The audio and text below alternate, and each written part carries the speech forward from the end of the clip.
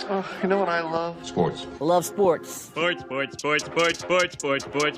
it comes to Texas A&M. Where are you getting this information? Let me tell you. Welcome to TexAgs. It's here. It's time. There's always a buzz in the air when you hit this moment. He is a guy that has gotten better and better and better. He's just got that dog in him. We will develop men, we will graduate players, and we will win championships on the field. I think of him as this hawk. Before long, he's going to be swooping in on those quarterbacks. And they embody what the school is about. It's about getting into hard situations and getting ourselves out. It's about working hard. It's about doing amazing things. And this is a real program. It's not fake. This is a real place. And if you want to be really good at football, this is a really good place to be. You know, if I'm betting on anybody, it's the Aggies.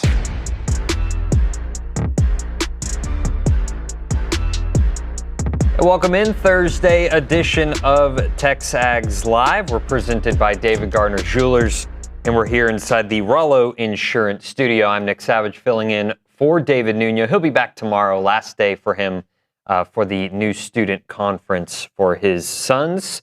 Here with Olin Buchanan, TexAgs columnist and Heisman Trophy voter. And OB, we're a little fired up this morning, and I think it leads us right into our opening topic here. I want to be honest with you.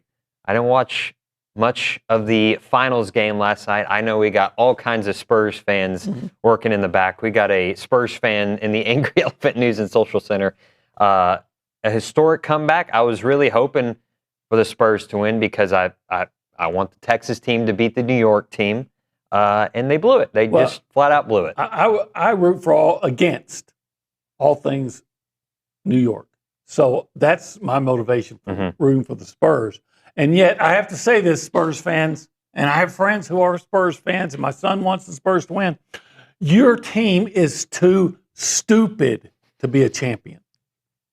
You should be up 3-1, or at least absolutely could be up 3-1, and your star player in game 2 threw the ball away, went rushing when you don't have to. Yeah. And last night, your most experienced player, rather than pull the ball out and take some clock, goes for a shot that doesn't need to be taken and gets it blocked, and then they end up beating you.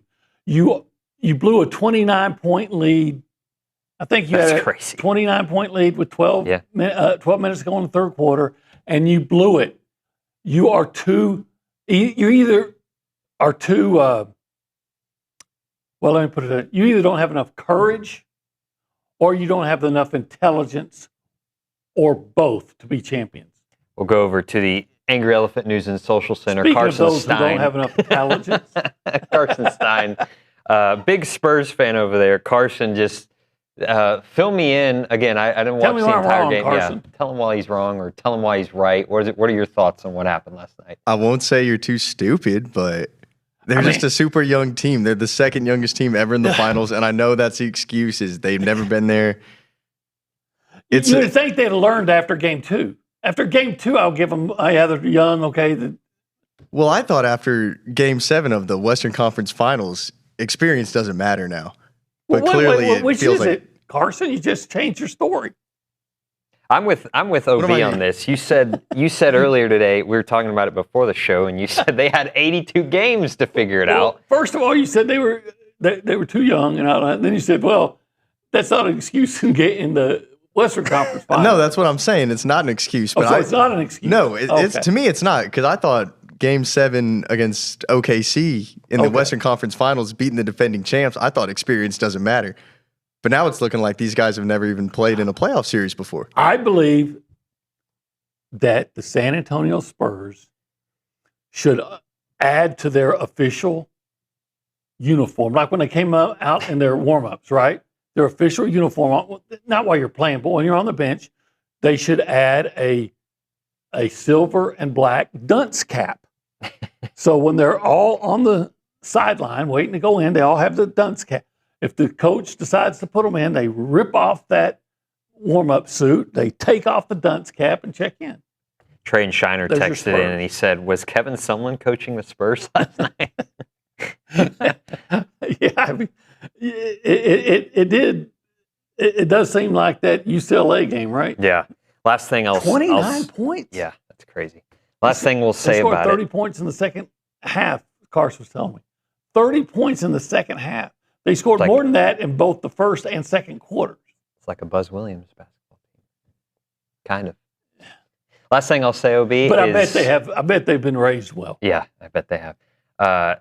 Just what comes out on Twitter in the aftermath of these games is just infuriating to me. What's going on in New York? Well, just the general behavior of the population up there and throwing. They threw stuff at the Spurs when they got back to their team hotel. Yeah. They hit Wembanyama in the head with something like that. The Knicks deserve to lose because of how their fans react, but it's not looking like that's going to happen. I heard Wembanyama pick the bottle back up, throw it back, but of course missed. Look, there are certain teams that I root against solely because of their fans. Mm-hmm. New York, Philadelphia, Longhorns, Alabama. I don't have anything personally against like Texas. I used to be a big fan of the Longhorns, but their fans, I understand. I may not think Sarkisian is the greatest guy or whatever, and Eli, he seems like a really nice young man to me, but their fans I don't know how most Aggies feel about it. I understand rivalries, but their fans make me hate Texas, just like the fans make me hate the Knicks. Yep. The fans make me hate the Eagles. The fans are the reason why I hope Kendall Stowers' brother has a great individual career, but suffers a lot of losses. Yeah. The fans. Yeah, it's Alabama. The fans who are going to poison your trees, or they're going to, do that. Don't fall asleep in a crystals around a bunch of Alabama fans. You saw that story. Mm-hmm. The fans are the ones that lady shot her sister-in-law because she wasn't upset enough that Alabama lost. So it's the fans. New York's right in there with them. OB, this is TexAgs Live. Yeah, it is. We're presented by David Garner Jewelers in the Rollo Insurance Studio. Yeah, I like them too. This is the Go Hour. You like that? I like the Go Hour. Brought to you by the Warehouse of CC Creations. You got it. Is that what you're waiting on? Yeah, okay. Absolutely. People want to interact with the show. They can do it two ways. They can text in 979-693-1150. What's the text line? That would be the text line? Well, I just gave you the number, who brings it to you? That number is brought to you by, they're both numbers, but that's the Buppy's Catering and Bartending Hotline. So if you want to call that number, that's Buppy's. Now, if you want to text that number, that's the Catalyst Pure Performance Energy text line. Right here. I got a Super Berry one this morning. Pretty good. One of my favorite flavors. And what are we missing? Oh, yeah. Usually we're over there in the Holistic Planning Cool Zone. I tell people all the time the Cool Zone travels. Yeah. You can be cool anywhere. But guest host. Nothing's cooler than making money, keeping money, sending less of your money to the IRS every April. Yeah. Yeah. I'm not cool enough to sit in the Cool Zone, so that's why we are over here. And we already checked in with Carson at the Angry Elephant News and Social Center. So we'll go behind the glass and check in with the director for today, Kay Bickham. We've had 3 different directors this week, me, Reese, learning how to do it, and Cade Bickham, my true backup, the guy that's always got me when I got to do something. So, Cade, what's going on today? Well, I have some news about Texas A&M, former Texas A&M baseball player Braden Montgomery, who played in his second MLB game last night. He had another great night. He went 2 for 4, a couple doubles, hit his first double of his career off of Chris Sale. So, interesting as well, he had 1 from the right side, 1 from the left side. So looking good for him to switch hit up in the major leagues. We're going to be talking about, are we going to have to do a segment every day of, hey, this is what Braden Montgomery did yesterday? Well, he's going to go through. Yeah, absolutely. We may have forgotten, but toward the end of his career at A&M, that season, he went through a slump toward the end. And then was coming out of it. But that may be the move, bringing him up to the majors, that just changes the White Sox entire season. They're now first in the AL Central, I believe, as of last night. I know they were very, very good and competitive, but getting that young man in the lineup may change the. just the trajectory. Yes, David's favorite word. The trajectory is already. But I'm saying, like, it's kind of like when A&M beats it like the last couple of years. You know, you go from thinking, okay, we can have a good season to hey, we can contend for a championship type of thing. Yep. OB, last night, game time windows were announced for the entirety of the SEC. We already know some game times. Missouri State's a 6 o'clock kick, Arizona State 11 a.m., Kentucky 2:30, and of course, Texas is the 6:30 p.m. kick to end the season. So I'll just run through a few of these. We'll take them in threes if that's okay. At LSU, afternoon or night. That's the flex window. Let's hope for afternoon. Yeah. Probably won't, because I was curious because I remember us talking a lot last year about how LSU gets nothing but night games. I think TV loves to put them on at night. Definitely. I actually covered an LSU Georgia game once that was a afternoon game. And LSU quarterback threw, I think, 3 interceptions and 2 pick sixes. He's from Brenham. Interesting. Arkansas here at Kyle Field. That'll be a flex window game, so either 2:30 or night kick. Take it. That's that'll get the crowd in. Yeah. I really love 11 a.m., but that's just being selfish. Well, you'll be happy here. At Missouri, 11 a.m. to noon kickoff. That's the early window. I love 11 o'clock home games, even though I believe an 11 o'clock kickoff favors the road team. Yeah. So that's good. Well, then we got to be worried about the Citadel coming in here. Noon kickoff. I'm not worried about the Citadel, even though Luke Evangelist's dad went to the Citadel. So there's a tie. You have to work hard to find it, but there's this link between the Citadel and Luke Evangelist, and if that's not a reason to bet all you got on for A&M to cover the spread, I don't know what is. At Alabama, that's for the kid at Texas Tech. You know, so yeah, whatever, you know, bet the over. There's more about him we'll talk about today, Sorsby. Of course. Yeah, Sorsby. At Alabama, afternoon or night? I would hope it would be an afternoon game. A&M historically done decent at 2:30 kicks in Tuscaloosa. Was that Johnny Manziel game a 2:30 kick? Or I believe so. I thought it was a 6 o'clock kick. I could be wrong. Either way. It was a 2:30 kick. It started with plenty of daylight. Yeah. The SEC on CBS game. Yeah. At South Carolina, 2:30 or 3:30. Good. No more night games at South Carolina. That's steer clear of that. Tennessee, afternoon or night here at Kyle Field. It's probably going to be an afternoon game because you think so? Yeah, I don't think Tennessee is going to have a great year, and so I think the networks are probably not going to want that to be in the best time slot. I know you're not going to care about this, but I saw some just thoughts out loud on Twitter that might be the blackout game this year.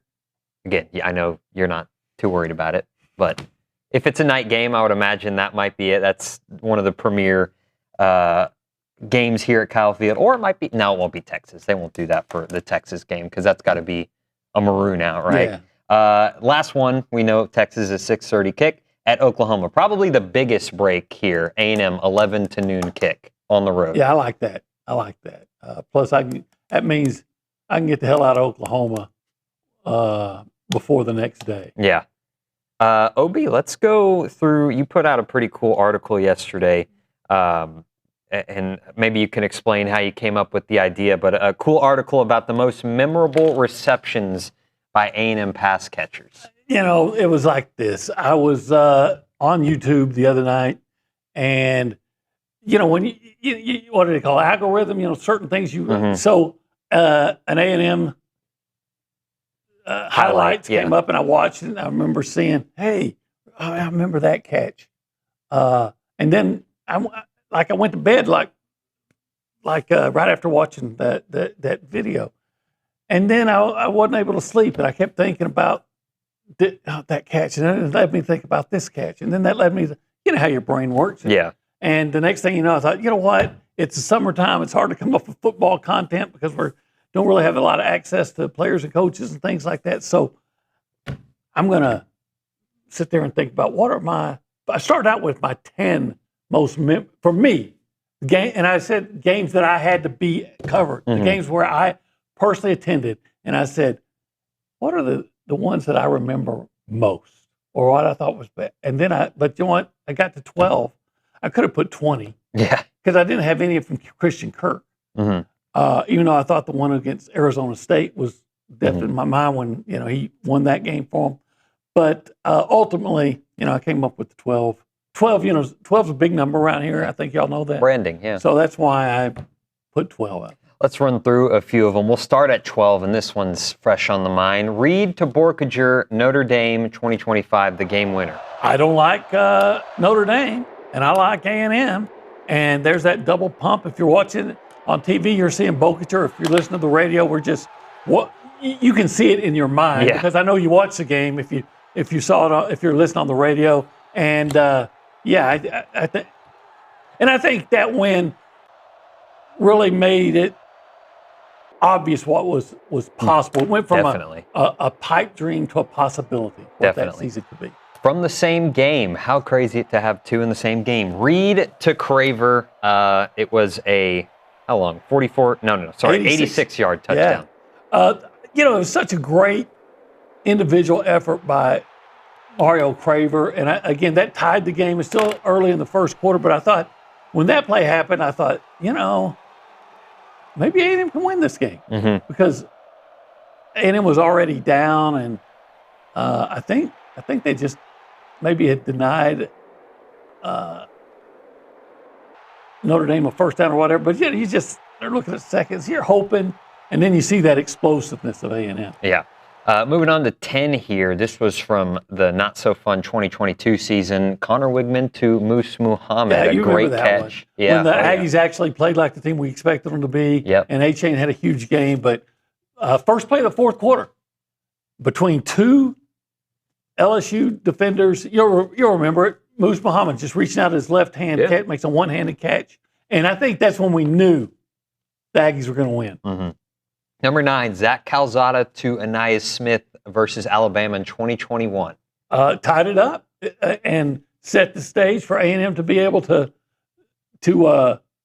upset number 1 Alabama. The thing that I also love about this, I don't want to get the guy in trouble, but if you're watching the whole video, there's the guys, the security people that wear bright yellow shirts, and they're supposed to always be looking at the crowd, right? And there's this one guy who's watching the game, and he's pumped. I'm like, dude, I don't know who you are, but I love you because you got so into the game, and I'm fine with that. It's all right. I don't think the rest of the crew did a great job of keeping people off the field that night anyway.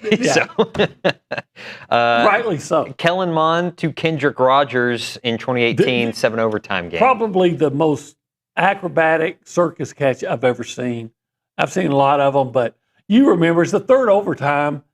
So Kendrick had so many more, but just a high lofting pass, and he's being interfered with. The LSU cornerbacks actually got his arms all around him, pulling down one arm, and he reaches with his left hand because it's the only one he's at. He tips the ball up, and he falls to the ground, but keeps attention on the ball and catches it 2 or 3 inches off the turf, and it enabled A&M eventually to win. And by the way, they won it on a Kendrick Rogers catch. Yep.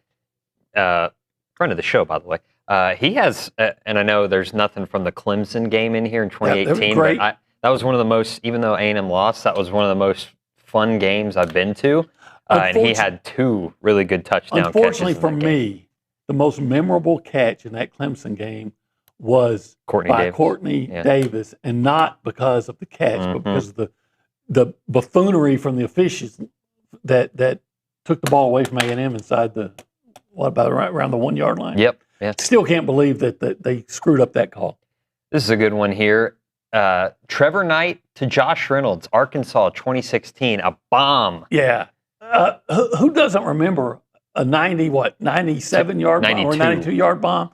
But on top of that, A&M is 17-17. A&M had just gotten a great goal line stand. I think it was the kid from Forney, Armani Watts, made a tackle on 4th down. But again, it's a typical Arkansas A&M game. It's 17-17. I can't remember if it's late in the third. I think it was early fourth. But anyway, deep ball to Josh Reynolds. He makes a catch shrugs off a half-hearted tackle attempt and makes it a long time, and it opens the floodgates for an A&M blowout victory. Let's do number 6 here, then we're going to hit a break and get to the top 5 on the other side. Manziel to Evans, how could you how could you forget this one against Alabama in 2013? Yeah, again, the Aggies had just recovered a fumble. They're down 14. It doesn't look good. And then the long throw down to Evans, and he pushes he just kind of shoves the DB aside, like, you're not going to tackle me. Get away from me. And then another one. It was 95-yard touchdown pass. He had a great game, but we always knew Mike Evans was a star player. I think that play, at least in my mind, elevated him from star to superstar. What do you think? Yeah, I agree, and I can hear the Vern Lundquist call in my head as we were watching it here. No audio, obviously, but yeah, It's too bad A&M's defense was so. Yeah. If they had an average defense that year, they could have won the national championship. Absolutely. We'll hit a break here. We'll get to the top 5 on the other side, and after that, we'll get to Stephen McGee in studio for a couple segments. So keep it right here on TexAgs Live. Top 5 receptions on the other side. This is TexAgs Live. We're presented by David Gardner's Jewelers.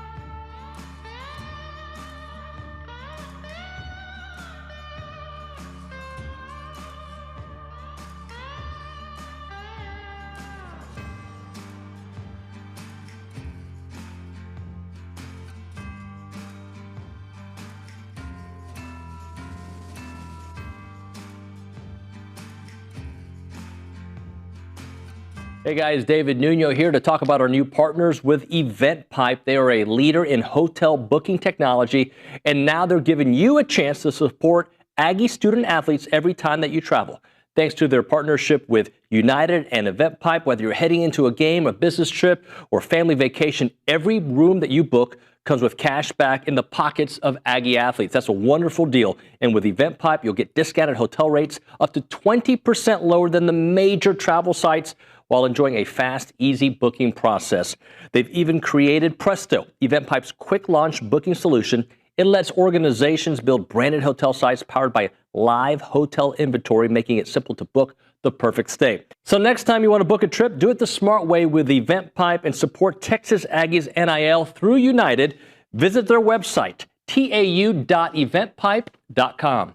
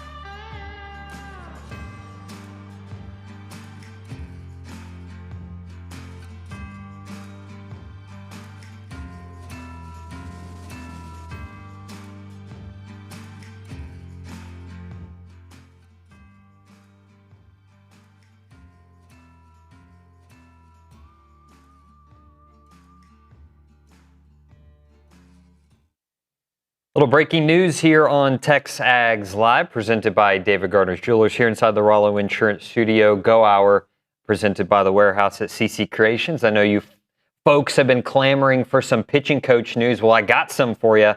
Michael Early will hire Barry Enright as A&M's next pitching coach. He comes from the major league ranks, and I'm going to kind of read through our article here that we just put out on TexAgs.com. Bronny, of course, on Twitter will have more info, and I'm sure he'll be on the show tomorrow to break it down a little bit more. But like I mentioned, comes from the major league ranks. He began his coaching career as a pitching coach for the Arizona affiliate Hillsboro in 2019. And that's a Class A short season Northwest League team. He was elevated to the major league staff to serve as a pitching coach in the minor league pitching coordinator position with the Diamondbacks in the 2023 season. He moved to the Angels after that, spent 2 seasons in Anaheim, was not retained by the Kurt Suzuki coaching staff there, and the A's hired him as their pitching coordinator and director of pitching in their player development in January of 2026. So he's been with the A's for the majority of this year. He'll join Michael Early's staff this year and try to turn around a pitching staff that desperately needs it. I don't know anything about him other than what you just read. Mm-hmm. It sounds like he was very respected as a pitching coach. You don't move up like he did if you're not doing something right. Yeah. So I will withhold any opinions. To me, it doesn't matter what your opinions are. If somebody's good or bad, let's just see it. So great. They got a new pitching coach now. Let's see what they do. Yeah, and last thing on it, my thought process, at least on the outside looking in, was I kind of wanted them to go the professional baseball route. I'm sure he's... Why? Just because I know no one likes to hear this name, but Max Wiener, he came from the major league ranks, analytically driven, was a very good pitching coach, pretty obvious. So I think that's kind of the direction the game is going, especially when you hear Bronny talk about, spin rates, pitch shape, all these different metrics that they have now to break down pitchers. And especially with the new facility that they're going to get some new tools, and hopefully, Barry Enright can take all that data and help these guys, limit home runs, limit the runs, limit the ERA. If again, I open mind. Everybody should just have an open mind.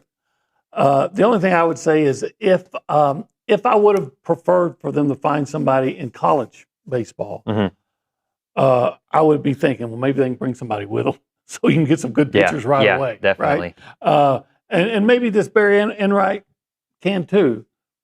But look, as long as he does a good job and gets that pitching staff figured out, then great. If he doesn't, well, you have to find somebody who does.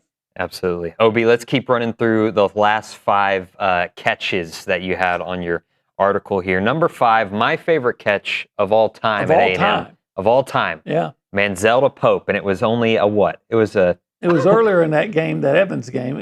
It was about a 20-yard game. Yeah. On a 3rd and 8. Manziel's under heavy pressure from Jeffrey Pagan of Alabama. He actually has his arms on him. And, of course, Johnny gets out of it, back paddles, throws up a prayer. I think it's for Mike Evans, but Edward Pope comes flying over and makes the catch, and they end up having first down at like the Alabama 21 or something like that.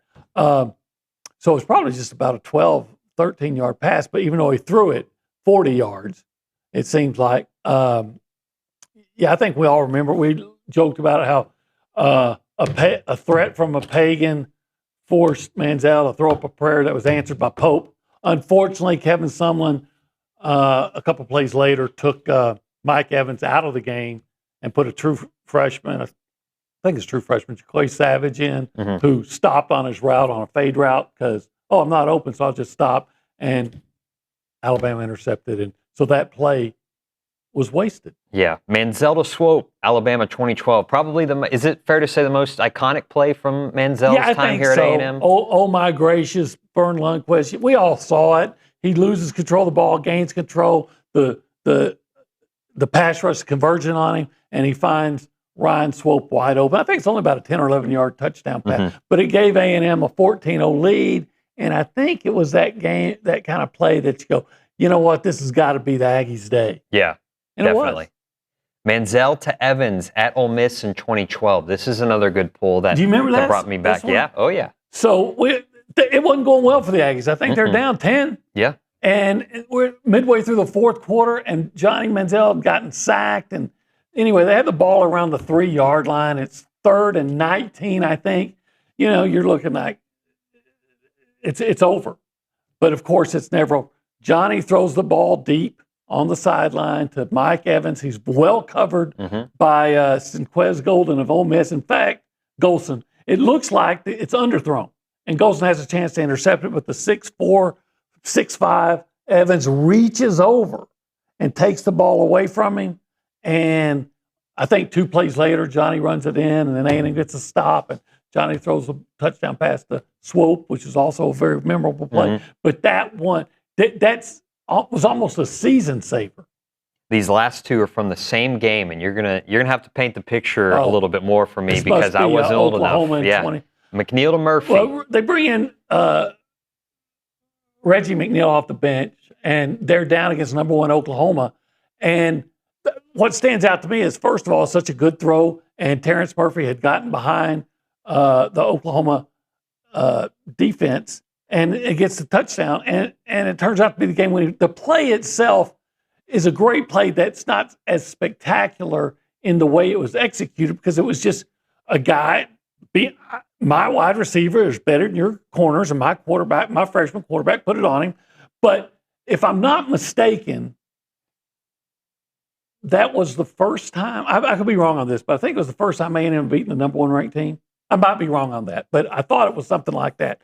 And you did it with a freshman quarterback coming off the bench, and that was the play that provided the winning point. And then the number 1 on your list, same game, McNeil to Porter. McNeil to Porter.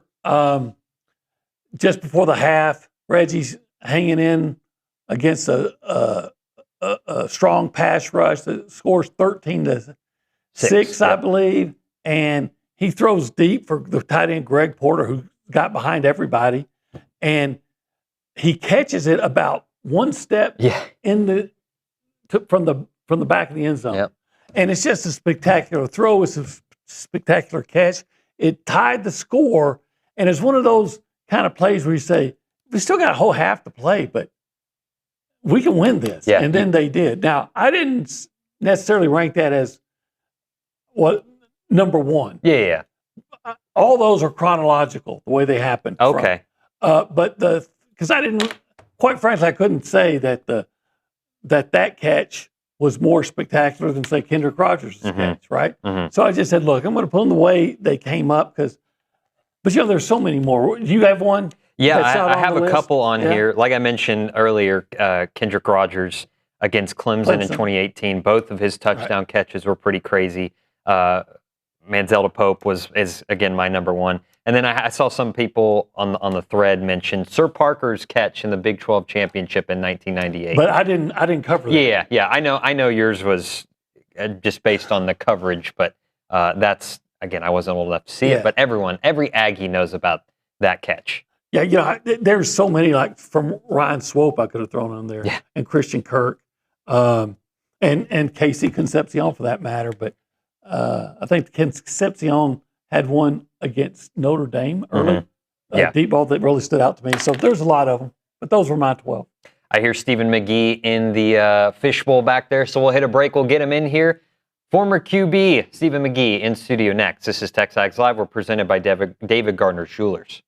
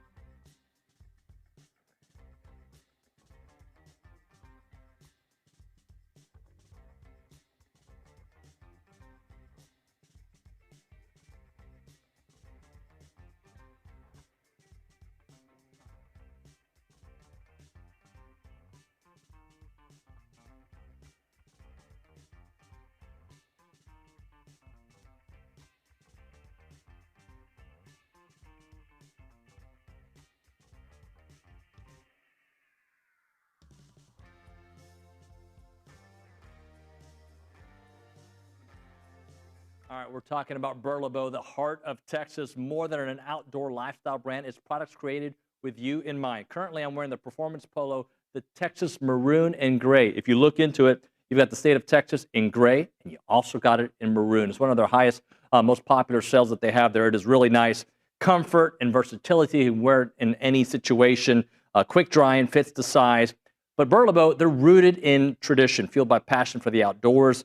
Designs high-quality apparel that works just as hard as you do. So whether you're hitting a workout, enjoying a day of fishing, or cheering on your favorite college team, their gear is made for the athlete, the outdoorsman, and the everyday adventure. And it's really nice.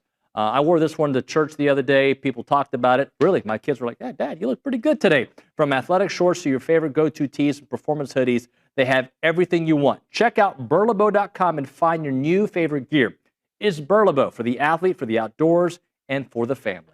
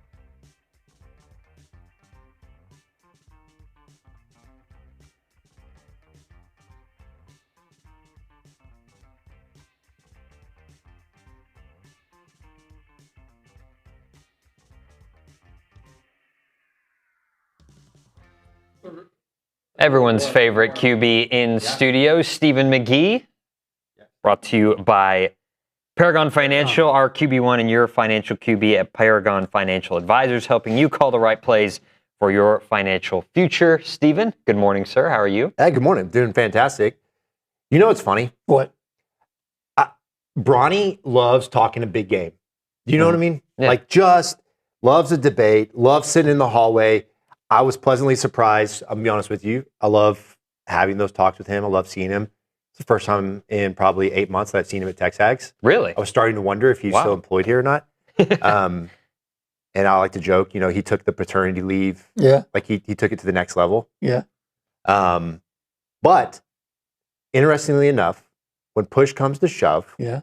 you know, you want to find out who's in the foxhole with you. Right. Hey, dude, come on set with us today. Like, let's have an interesting, debatable conversation, the four of us. He loves debates. He told me today, in light of the news, obviously a big day, Texas A&M hires a baseball pitching coach, right? Yeah. He said that the pitching coach is one of the 10 most important coaching roles at Texas A&M University. Mm-hmm. I would love to debate that. OB. Well, it depends on what's going on with your team at that time. If he's saying like right now, then okay. But, you know, go rewind about 7 or 8 years ago, and everybody was frustrated with A&M baseball because they pitched so well, but they couldn't hit. And so at that time, getting a hitting coach would have been so important. I think the most important. You know who the first coach he named? Who? You know the first coach he named? Who? Broniger? Yeah. He's like, well, here's an example. He named quarterback coach. Quarterback coach, important. You don't think that the quarterback coach at Texas A&M is a more important role than the pitching coach? Yes. He tried to make the argument that these quarterbacks nowadays have private quarterback tutors, and they do. And there's not to diminish that. The single most important position coach is the quarterback coach. It is a game between the ears. It is not debatable. Well, I would ask, the ability to execute the offense and implement a game plan and have those quarterbacks on a weekly basis. There is no position in all of sports, and it doesn't even come close to the quarterback and the preparation of a quarterback, both from a skill set perspective, but most importantly, a knowledge perspective. Mm-hmm. So we're just talking about assistant coaches, right? Yes. What's the most important assistant coach at Texas A&M in any?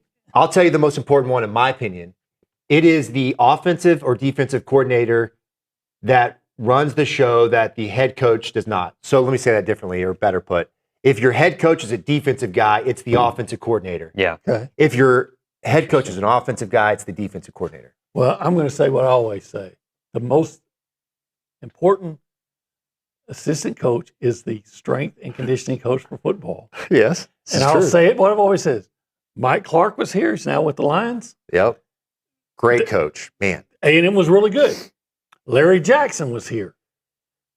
A&M was that good. Dude's a unit. And then someone needed a scapegoat and made Larry Jackson the scapegoat. And then A&M, Schmitty came in for a couple of years under the Fisher, best strength coach was what was the guy from East Texas? The great strength coach, Vanel.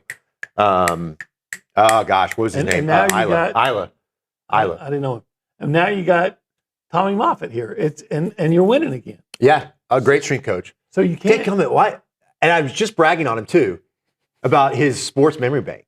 Yeah. You know what I mean? Yeah. Oh gosh, he was one of the greatest strength coaches we had. Last name, I guarantee it was Vanel. I can't think of his first name. I was probably not here then. Was it Isla? I was probably not here. I was here for. I'm sure someone in the back can help us. I was here find for that. Mike Clark. Yeah. And then Larry Jackson, and then Schmitty, and now Moffitt. And not for the golly. Yeah, I had a guy named Pollard. Ben Pollard, great guy. Yeah, great Super guy. nice guy. Was he a great strength and conditioning coach? He was good. He was good. He didn't stay for the duration. Oh gosh, dude. Well, he made sure a lot of guys. Made sure a lot of guys could bench press 400 pounds. I knew you were going there. you don't remember Vanel? You don't remember Coach Vanel? I think I was already gone. First name Isla? I don't remember. Oh, interesting. So anyway, I want to hit a break here. Give us plenty of time on the other side. I want to get your take on all this Brennan Sorsby stuff. What?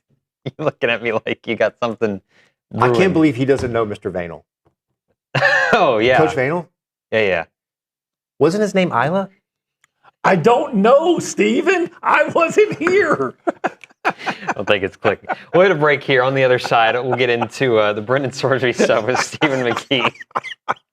This is TexAgs Live. We're presented by David Gardner Jewelers.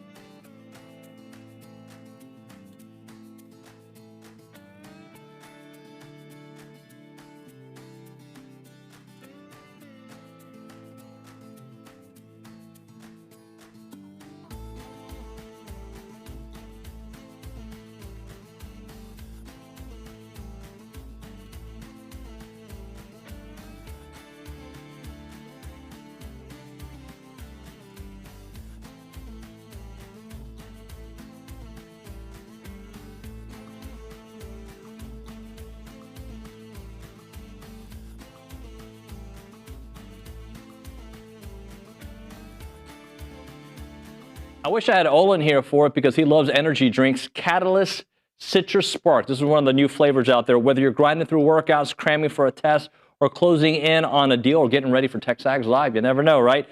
Fast becoming the go-to fuel for Aggies everywhere. Zero sugar, I'm all in for that.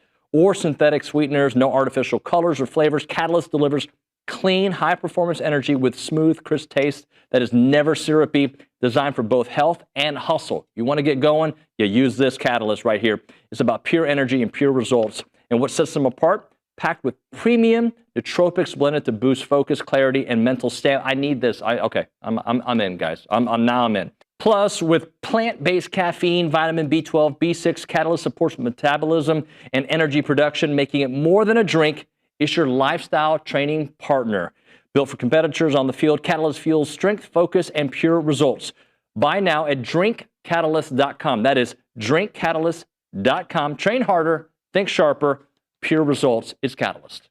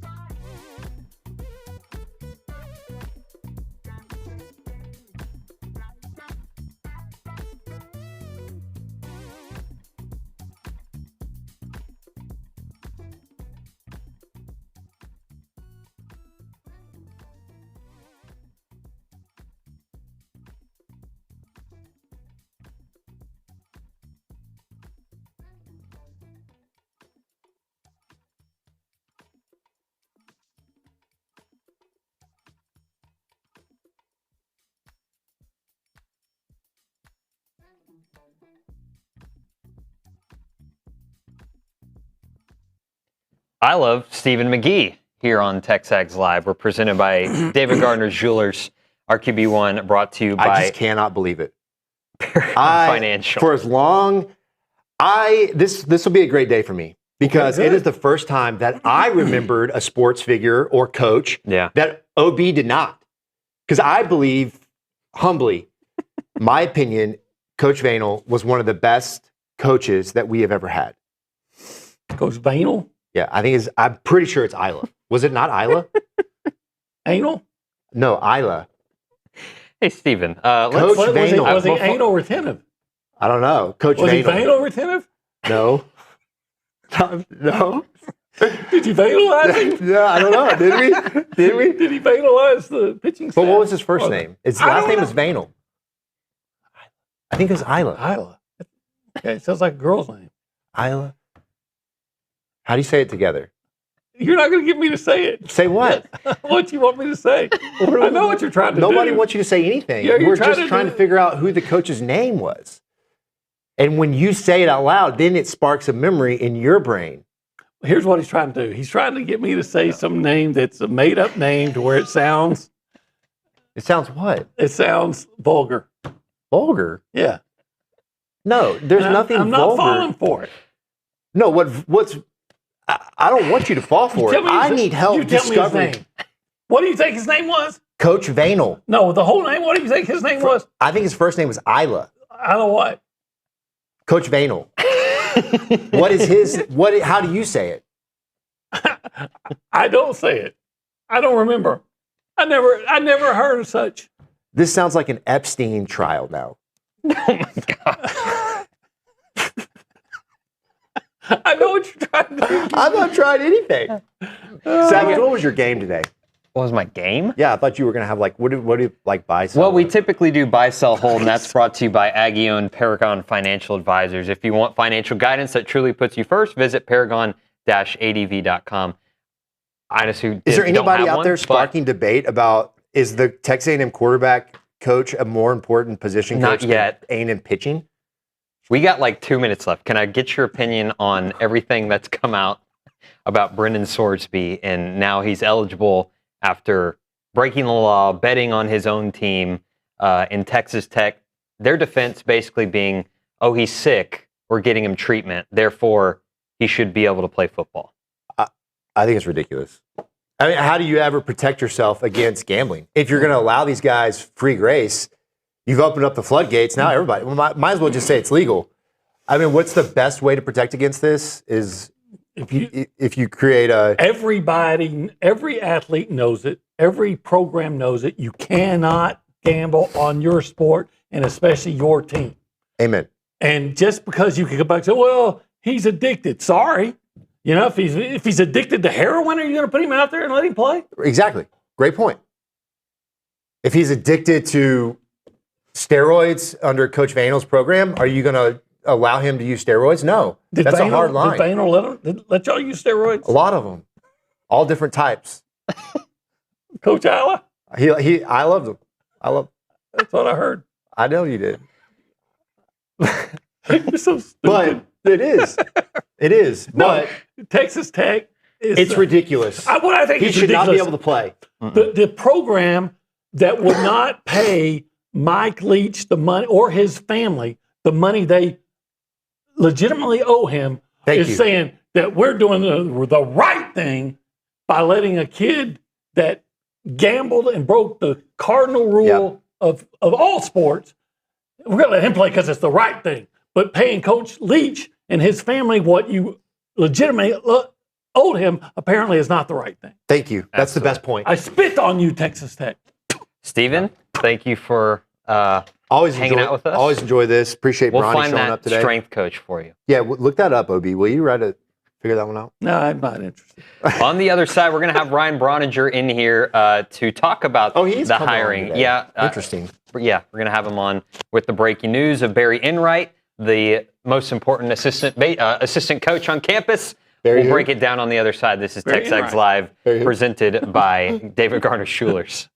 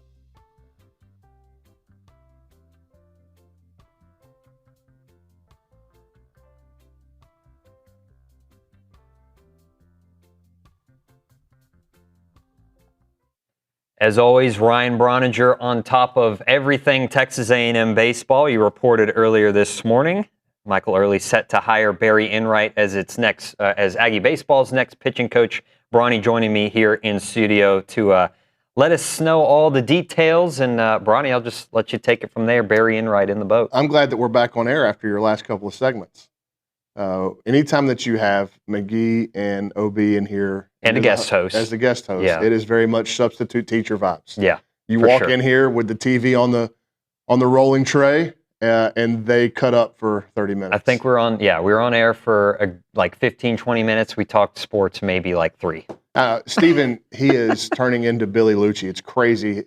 His embellishment, his ability to rework a story, rework a narrative in real time. It's really clever. It's actually impressive the way his brain can misconstrue reality and what is said and take what he wants to hear and then come on live radio with it. But I digress. You asked me about the pitching coach. Yeah, this was an important search for Michael Early. We've been very adamant about that since he let go of Jason Kelly a couple of weeks ago. And one of the things that I've been continuously saying was that the timing of the hire was important, but it was not more important than who the actual hire was. So the quality was more important than the actual area of the calendar in which it was made. And if you could meld both of them together, that would be an ideal world. You know, after you let one pitching coach go, if you had a guy lined up and the next day he was ready to take the job, that would have been ideal because the portal is moving fast. But it's not moved so fast where Texas A&M can't grab a hold of it now. And it's not moved so fast to where you are missing out on a bunch of elite arms because you don't have a pitching coach. There's still guys going in. There are still very talented players going in. And there are pitchers that have been in that Texas A&M has there's reciprocated interest with between the pitcher and Texas A&M. And now that the Aggies have an actual pitching coach, I could see some of those moving really quickly in A&M's favor. So important hire for Coach Early. Whenever he cast this net, he cast it pretty wide. And when I mean wide, I mean from coast to coast. Legitimately interviewed guys. Barry Enright's a West Coast guy, but he interviewed guys from the Pacific Northwest all the way to the Southeast, coast to coast. He interviewed a handful of professional, like directors of pitching, director of pitching developments, those sorts of titles in professional baseball. He also interviewed probably a handful of college guys. Some of them were sitting head coaches at mid-majors. And so he had a lot of interest. And I think when it came down to it, it was about what he wanted the direction of the pitching staff, where he wanted it to go, and what he wanted it to feel and look like. You know, I think in this age of pitching, he wanted to go find somebody, yes, the analytics, the slow-mo cams, the TrackMan, the spin, all the stuff that they've got, the technology that they've got now surrounding pitching and the availability of said technology now in the new pitching lab. He wanted somebody that was savvy and could work with that. Okay. So that was one of the pillars he was looking for. But beyond that, it couldn't just be a science project.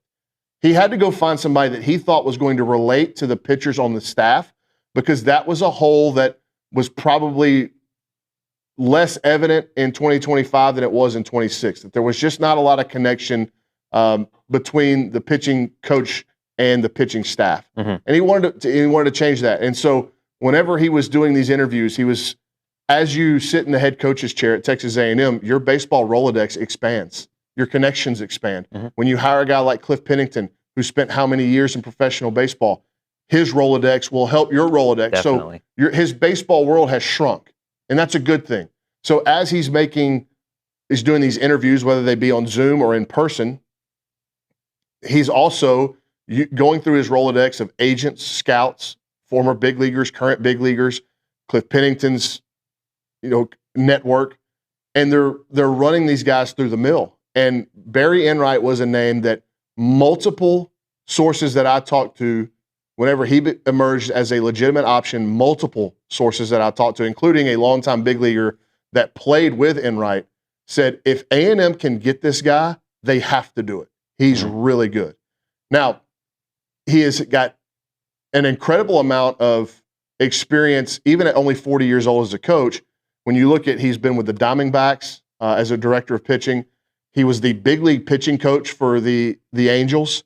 He was let go when they fired Ron Washington.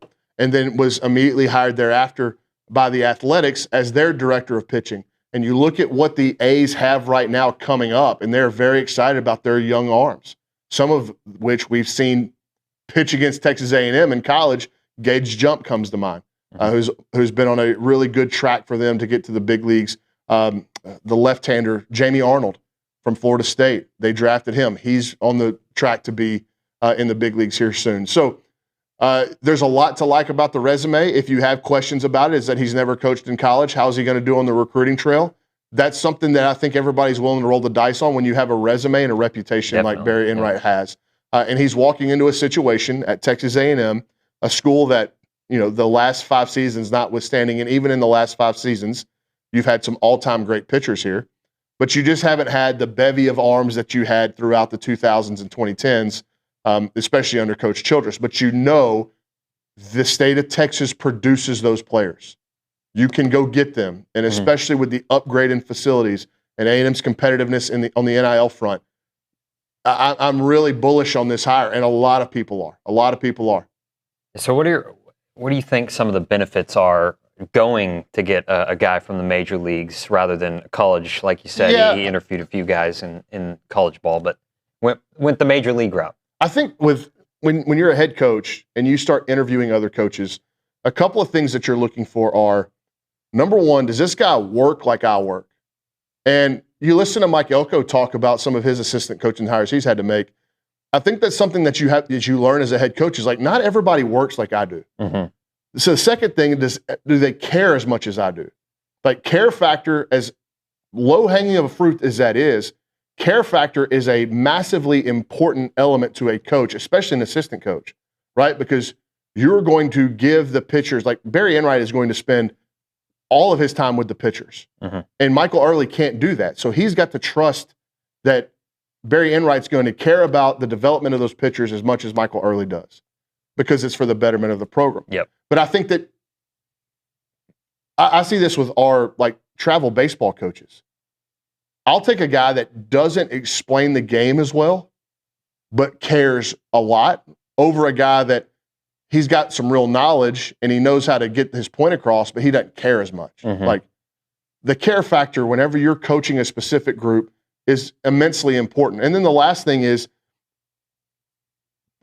throughout, I don't know how this works, whether if it's a game of telephone, but there are, across multiple sports, there are assistant coaches that get a lot of praise for being elite assistant coaches. And I think sometimes when you get those assistant coaches on the phone and you start talking to them about their specific position, again, I'm talking about across multiple sports, you realize, hold on, how did you get this reputation? What did you do to earn this reputation? Are you a great recruiter? Because how you sound when explaining your area of expertise, it's unimpressive. And I think that fans get lost in names, and then when these coaches sit down and interview some of these assistant coaches, the head coaches interview the assistants or potential assistants, I think there's something to be desired in terms of their understanding of the game. And you don't know that until you sit down and interview these guys.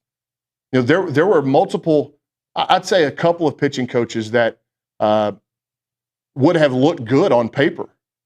Like, oh, A&M hired this guy from this school.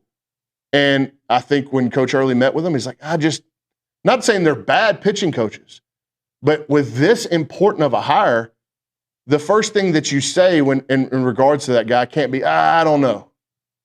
If you're going to make this important of a hire, it can't be any trepidation at all. And I think that whenever he interviewed Barry Enright, after that interview happened, that's when I really started hearing his name as they really liked him.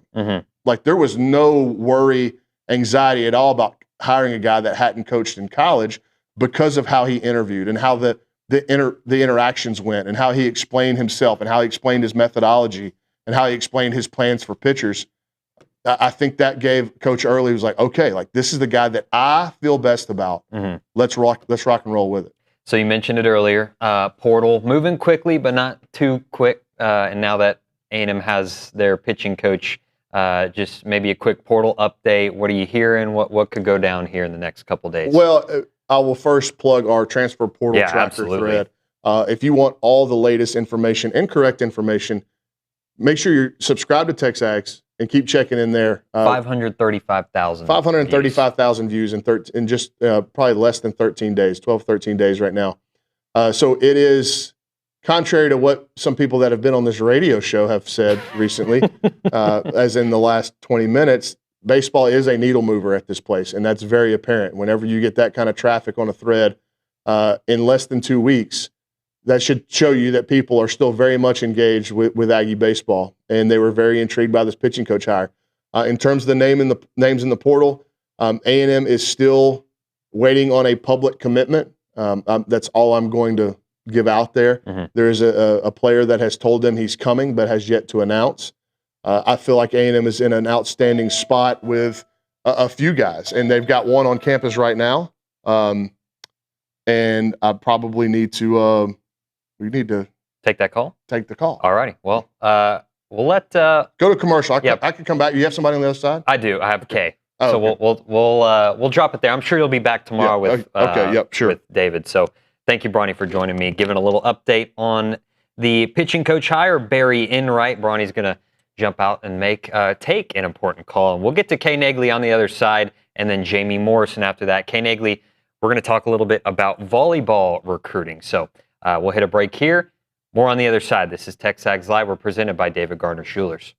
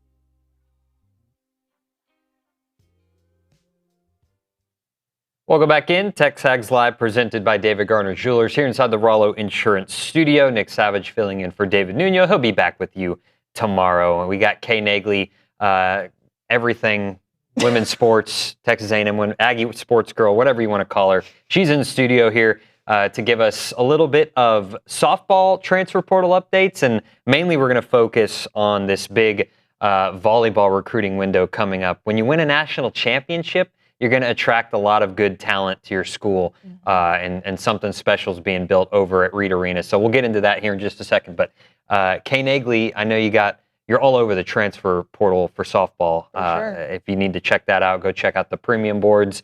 She's got a thread for that, as well as her personal Twitter. So I'll kind of let you take it from there. Just give us an update with one girl already in the boat. That's Maddox McGee. Maddox McGee from LSU. Thank you. Yep. Maddox McGee. She goes by Maddie as well. So another Maddie on this squad, along with Maddie Sani. But yeah, I really actually like this get. I think it's a good depth piece. She's coming.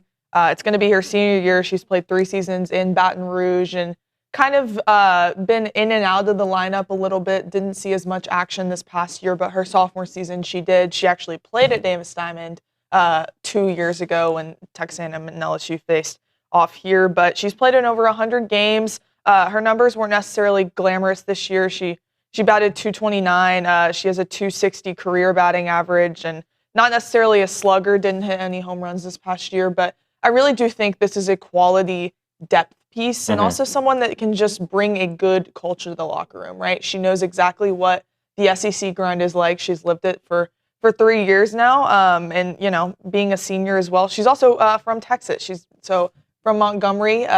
Bringing Texas kids back home is never a bad thing to do. So staff starting off really strong, and I expect there are more visitors to come for sure. The staff has been working tirelessly, and I feel really good about where they're at with certain big names. Again, like Nick said, that transfer portal thread. Check it out if you want some info. All right, so let's get into the reason you're here. We're going to have Jamie Morrison on after this just to give us a little off-season update, break down a little bit of volleyball recruiting. They're busy over there at Reed Arena, but certain things that, Jamie can't really dive into just because, there's every coach has to deal with it. Yeah. But you definitely can, and I know you've been all over the recruiting world there. A little bit different from what we're used to with like high school football, right? Like the recruiting window is very, very short for this elite talent. So just, I guess, start off there. Talk about the differences maybe and what we should expect coming up here soon. Yeah. If you're a fan of just recruiting, regardless of sport, Monday is going to be a really exciting day. So the way volleyball recruiting works is the June 15th is when coaches can officially extend verbal offers. They can, go visit these kids, and also this is for the 2028 class. They can officially extend offers on Monday. Jamie and company may be done with their class on Monday. So could bring in a class of like 3 to 5 is usually the range. But this goes like this. It is nuts whenever the window opens. All these coaches flood to get in contact with these athletes, extend offers, and most of them are committed by the end of the day, if not by Tuesday. It's wild. So if you love recruiting news, it's definitely going to be something to pay attention to. I will have updates on the boards probably this weekend, as well as Monday will be a very busy day for me, just trying to track some of this stuff. So yeah, they have a potential to sign a lot of top talent in the state of Texas, as well as other really, California, Utah, just some of those dominant volleyball states. So I'm really excited to see what they do there. Yeah, like I said earlier, when you win a national championship, a little bit easier to get some of the top talent around the country to come wear maroon and white. So I know you have some names we should be looking for, some of the top players in the class of 2028. So why don't you just share some of them, run them down? Yeah, so they are hosting a camp on June 12th, and this is where a lot of these top talent, these names are coming in. So it's funny, they kind of go on this tour of camps before. So like all the national team girls were at Wisconsin last week. Yesterday, they were all at Texas in Austin. And so Friday is when Texas A&M is hosting their camp, and there should be a lot of big names there. The main one to watch, the #1 national ranked player by PrepDig, is Maya Obagu. She is a 6-foot outside hitter, and she is an absolute weapon. She's from Allen, plays volleyball at Allen High School, as you see on these highlights here. And her game on this outside is just, it's absolutely ridiculous. She floats through the air. She can hit cross. She can hit down the line. She has potential to be an All-American no matter what school she goes to. And she's a Texas talent. Her dad also played basketball at Texas A&M for a year. Okay. He was a walk-on his freshman year, so there's some family ties. Her mom's cousin also plays pro. She plays for Love Volleyball. So definitely comes from a very, very athletic family. She is just a human highlight reel, in all honesty. She is very, very good, and upon doing further research, she's going to be scouted on by every program in the country. So she's the number one overall player? She is the number one overall player. PrepDig just updated their 2028 rankings, and she is atop the list. So it is going to be very important for Jamie Morrison and company to try to keep the in-state talent very close. You know, it definitely helps that her dad is an Aggie, and she has a lot of ties here. Her cousin did play at Texas in college. But yeah, that's going to be a huge one for him. Another name to note, another outside hitter, Janiah Burge. She's a 6'1" outside.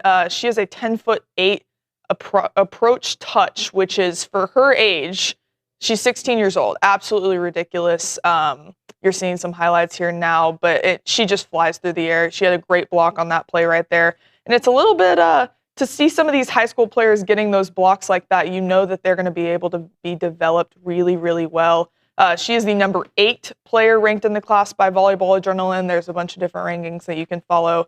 She also plays up a year with her club. She's 16 years old and plays with the 17-year-old girls. And looks like this one's probably going to be between A&M, Pitt, and Louisville. You know, all programs that were all in the Sweet 16 this past year and have a history, you know, a very rich history of being good volleyball programs, with Texas A&M, you know, recently making some noise. So she's also another player to watch. She's out of California, so another just trying to bring some California talent here. Yeah, both of these girls that you pulled the highlights for, you can tell they physically look different from the other players on the floor. Yeah. So that's definitely exciting. Isn't that crazy that we're here, you know, 4 years into this thing, we're talking about A&M recruiting at a level like Nebraska, Louisville, Pitt, like you just said, these schools that are you know, volleyball powerhouses, and now A&M's the defending national champ, going in for all the top talent, and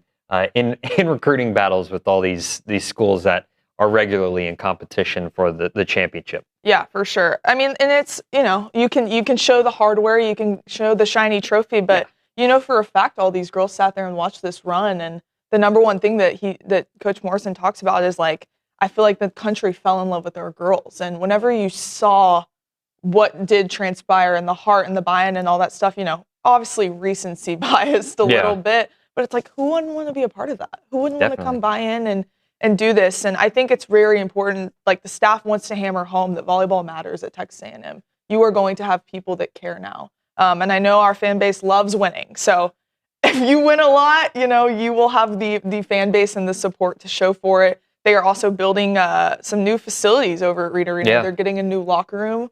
So that's going to be really exciting. And that will be actually done by this upcoming fall. So they won't really the campers won't really get to see what that new, you know, facility stuff looks like. But they definitely can show them the vision, can show them what they're capable of selling, you know. This 2028 class won't really overlap with anyone like, you know, Kendall or any of those players, but you can just be like, hey, look at our outside right now. Look at what she's doing. She went on to win a national championship, and she was the MVP of the whole dang thing. So it's very, very easy for Morrison and company to sell, A, what Texas A&M is about, B, the Aggie network, and then C, that volleyball matters here. And he can sell the trajectory of the program too, because it's just been nothing but up. Yep. I truly don't think they've hit, I guess they've hit about as high as you can go. But honestly, like it's if they recruit like they think they're going to be able to, you're building a dynasty here. For sure. And Morrison is... And that's the goal, I know. Yeah, and he's very much of the mind of, like, whatever you see happening at different college programs. We talk about the, you know, Nebraska and playing a football match at Kyle Field. And he believes whatever is being done elsewhere can happen at Texas A&M and can happen specifically with Texas A&M volleyball. He doesn't think there's any constraints on what could be possible here, and he of course has 100% fan support, because why wouldn't he? He has the track record to prove it. So, like I said, if you love just recruiting and you are a new Aggie volleyball fan, don't be afraid to hop on the bandwagon and not even the bandwagon, but just tune in to what Morrison and company are going to do on Monday, Tuesday. I expect some really exciting news, and it's just fun all around. Absolutely. Well, we will welcome in the defending national champ head coach Jamie Morrison. Will be in studio with us. Talk a little bit about the offseason, talk about what that's going to look like, the recruiting window from his perspective, and all that good stuff. So don't go anywhere. Jamie Morrison coming up next, right here on TexAgs Live. We're presented by David Garner Jewelers.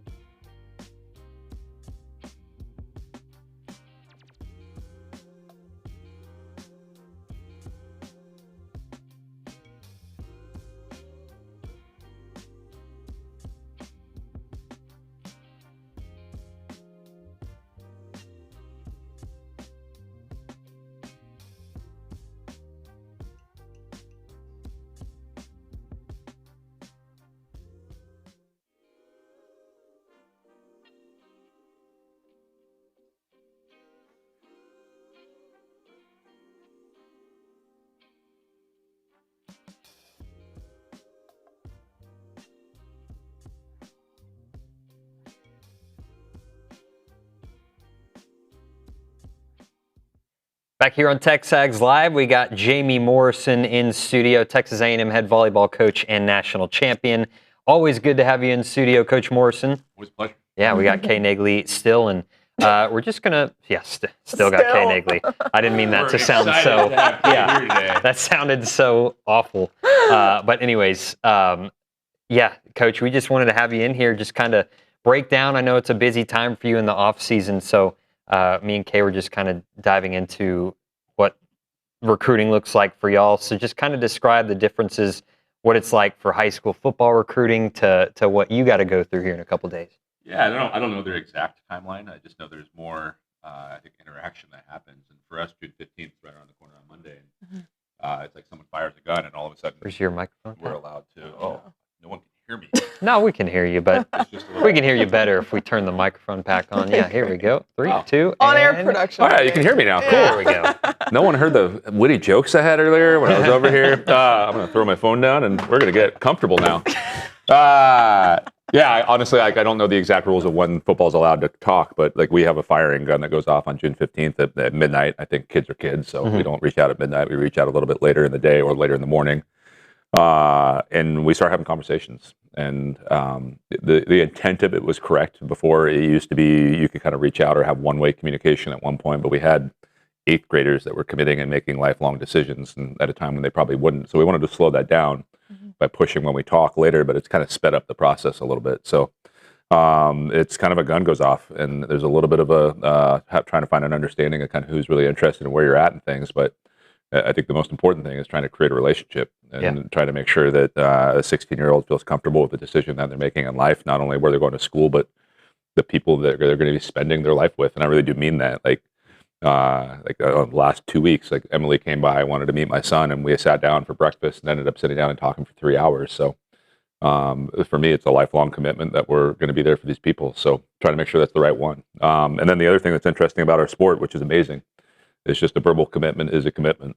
And I think last year, I'm not allowed to mention names, but we had an athlete verbally commit at 8 p.m. on June 15th.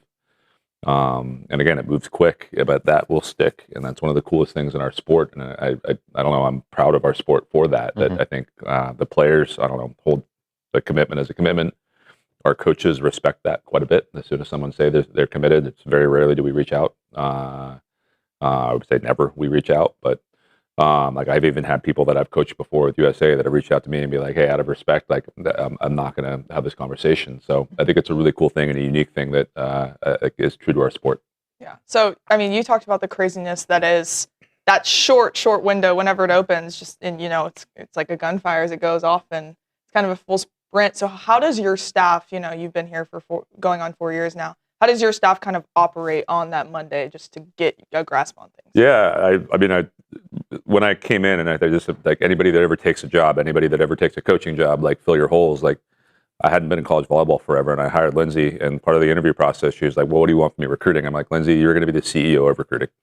And like, I work for you in that space. So literally, like, as we kind of get our plan on where we're going to go out, she's like, here's where you're going. I'm like, okay, for the most part, every once in a while I'll push back on something, but she kind of takes charge of that. And again, we'll text at a reasonable hour. We're not going to fire a 16-year-old a text message at 12:01, but somewhere around 7 a.m. or something like that, they'll get a text with their whole staff on it. And I really do think our staff is a superpower. And it'll just be, hey, we're excited to have a talk. And then it'll be kind of setting up time slots throughout the day of making sure that myself and the rest of the staff can kind of get on and get to know these athletes. And that's kind of how we operate. But it's not necessarily like a war room. Like, I've done it at times out at a ranch. I've done it at home. I've done it in our office. It's more just sitting down, having a cup of coffee, and getting to know some people. Yeah. How do you? Mike Elko always comes in here and talks about how he's a CEO of the program, but he's also a head coach. How do you kind of balance the two? Yeah, I think we actually have changed things a little bit. It's a great question. Throughout the 3 years that I've been here, and like, the job has grown. And you have the advent of rev share and everything that goes along with that. You kind of have, the business side of what goes on in terms of, like, trying to grow attendance and trying to make sure that your sport's, relevant. And, like, there's a lot of moving pieces. And I was talking to a friend of mine, Kevin Hambley's at Stanford, and he was just talking about, like, the only two things I really take care of anymore are recruiting and fundraising. And he's like, he shared an article with me that was just about giving your staff more autonomy. And, like, they had a lot of autonomy, but we have a meeting once a week where it's, hey, this is the area that you own. What have you done in it? Just so I'm aware of what's going on.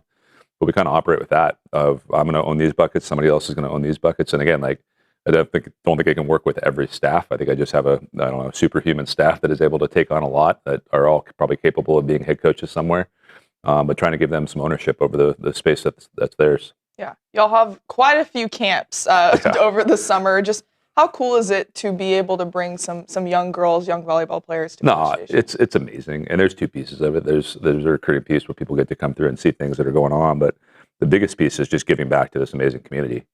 And I remember I was talking to someone, I don't remember where it was, I was out recruiting, and someone was just saying like it's always been a rite of passage to go to Texas A&M volleyball camp, and I think those have grown. And again, people owning stuff. Jen Woods basically owns our camps and takes care of that. Like, and that's her baby that she takes care of, and she does an amazing job. And they're well run, they're organized, the kids have a blast, and I think I'm going to give credit to our players also. I think it's our way of kind of reaching into the community and making sure that there's a relationship with the kids that are going to hopefully come and support our program later on. But I think it does start at camp. Yeah, for sure. How easy is it to, obviously you have the national championship to back it up, but how easy is it to right now sell Texas A&M volleyball? Yeah, a lot easier than it was when I first got here, I'll tell you that. And it's interesting. Like, and I was literally just talking to Lindsay. Like, we've had to say no to some athletes, even at camp. Like, we just try to be like as honest as possible. Of like, hey, here's where we are. So I think it's easier in the fact that we're having more interest. It's just all right. What happens on June 15th is the question. When we got on the phone, and I don't know, like June 22nd or June 30th, we'll sit down and have another one of these. I'll tell you exactly how easy it is, but. And it's not easy. Let me go to that. Like, none of this is. Like, it's I don't know. It's easy to sell the place. Yeah. But the whole process of where this is now, like, imagine like having to go sell this place on a 1-hour phone call, and that's really what it is. And like we have our voice through social media of like what's getting out there and there. But really, like when it comes to sales, it's like, hey, I need to really get to know you as a human being if you were the recruit. So that's probably half the phone call. Yeah. Like, we're just going to talk about non-volleyball stuff. Like I have to, I don't know, talk to you about volleyball and what we see, and then I have to talk about the place, and it's like. You got an hour to fill all that in. So that's not easy. The place itself, it's amazing right now. Like, if you look at, like, and sell our crowds, like you look at the 12th man, and you look at, I don't know, the TU game that we had earlier in the year, we had almost 10,000 people. And like, I was watching it back on TV, you could feel the energy in the building. And whenever I talk to our players, like, hey, what do I need to sell about our program? That is the number one thing that they always constantly say is just, I don't know, the 12th man, the atmosphere that we have at our matches is unlike anywhere else in the country, in my opinion. You can feel it when you're in there. The resources that we have in terms of the way we treat our athletes. Like, I really came to this university because I wanted to be in a place that we can build Olympians. And if you look at the way we eat, the way we have sports psychology, all of the things that are pieces around this, like, it's at the top of the world. I'm going to say the country in terms of college athletics. Like, I don't think there's a national team that has what we have here. If you look at the resources that our administration has pumped in from a rev share standpoint, like, we're able to, and again, like, this isn't why people should go to school, but we're able to give people the same thing that they would get at any university in the country. So all of these things kind of like, I'll make it like, all right, like if the playing field's like at least even here, but again, I think we go here, it's about that relationship. For sure. And again, going back to myself, my staff, like I think we have a group of people that really truly care about our athletes, and our athletes are probably the best salespeople that we have, that they're out saying that like, hey, I believe that this coaching staff like cares about me more than just what I do on the 30x30 volleyball court. They care about me, a human being, a school human being that's going to go out and dominate the world, all of those things. So like, for me, it's like, all right, can we get all these things even? And then this is the thing that's a special sauce that makes us us. Yeah. You talked about your former players being salespeople for the program. How nice is that? Obviously you just had people that you developed like Logan, like Afena, like Ava just come through your program, and they are just such a proof of concept of what y'all can do. And I think it's the biggest thing, like why this has gotten easier. Like, I was literally going through some stuff that I used to go over when I was on those phone calls, and it was like in the pursuit of winning a national championship, and it was a picture of the national championship, just like generic. And I get to like add another slide of like, all right, we proved it. Like, so like the proof of concept is there that like, hey, if you can develop athletes within your program, which I really do think our staff, myself, are the best in the country at doing that. You can care about the people that are in there. You can teach them what it means to actually lean on somebody and push, and I don't get pushed around by the world, but to exert themselves on it. Like, if you can do all those things, and all of a sudden you can go win a national championship. And it's like this snowball that's continued to build. And I don't think it's done getting built yet. That's a crazy thing. I think there's still more momentum for this program that's going to be had over the next few years, that everyone's going to see this thing happening and want to be a part of it more and more. So yeah, to have players that are willing to go out and do that. And again, like the way that they speak about our program, like I couldn't ask for more. Yeah. Last thing I got for you, just this summer window. I know you can kind of be with your athletes and kind of not. There's certain things. Just kind of tell us state of the 2026 volleyball team. Yeah, they're on their own. It's not even I can't be around them. Yeah. So I literally sent a text message out. I don't know. I had paternity leave, and then I got back, and I was kind of getting back into things, and I sent a message of, hey, what we do now matters, and we can't supervise it, but like this will be the building blocks to set ourselves up for what's going. So like a lot of them are spending some time at home. I think that's important. I can tell you, Gia was away from her family in Serbia for 11 and a half months. It's like, hey, head back home. I think she's going to be training with the U22 national team over there. But so she's getting volleyball, but like they need some time to, be with their family to relax, but like they need to continue working while they're doing it. So I just said, hey, like what you do now is going to matter. Yeah. It's going to push us forward as we get ready for the fall. So they're off and enjoying themselves, hopefully. We talk about filling up your soul quite a bit. I'm hoping they're doing a lot of that, but staying ready because we got business to do once we hit August. Absolutely, Coach. Well, appreciate you coming in today, and hope you have a successful rest of your summer, and we'll be chatting soon enough. Appreciate it. Thank you guys. So much pleasure. That's Jamie Morrison in studio here. When we come back, we'll get into what's on TexAgs today, and maybe check the text messages, chats, all that good stuff. This is TexAgs Live. We're presented by David Garner Jewelers.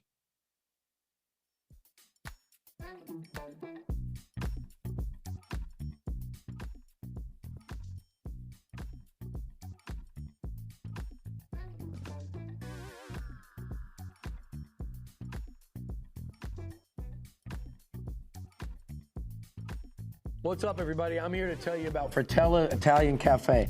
If anyone knows anything about Italian food, it's me, Billy Lucci. And Fratella has the best Italian food in BCS. Located at 3901 South Texas Avenue, Fratella is known for their handmade pasta dishes and feature lasagna, beef cannelloni, chicken parmesan, chicken fettuccine alfredo, a couple of my favorites, just a big old bowl of plain old spaghetti and some manicotti. Really recommend the manicotti. That's my go-to. And don't walk out of there without trying the fresh, piping hot breadsticks and the homemade in-house cheesecake, which is incredible. It's great for dining in, catering, gift cards, and even shipping, which they do nationwide. Fratella's is Aggie-owned and operated, and it's an official restaurant partner of Texas A&M Athletics. I'll see you there.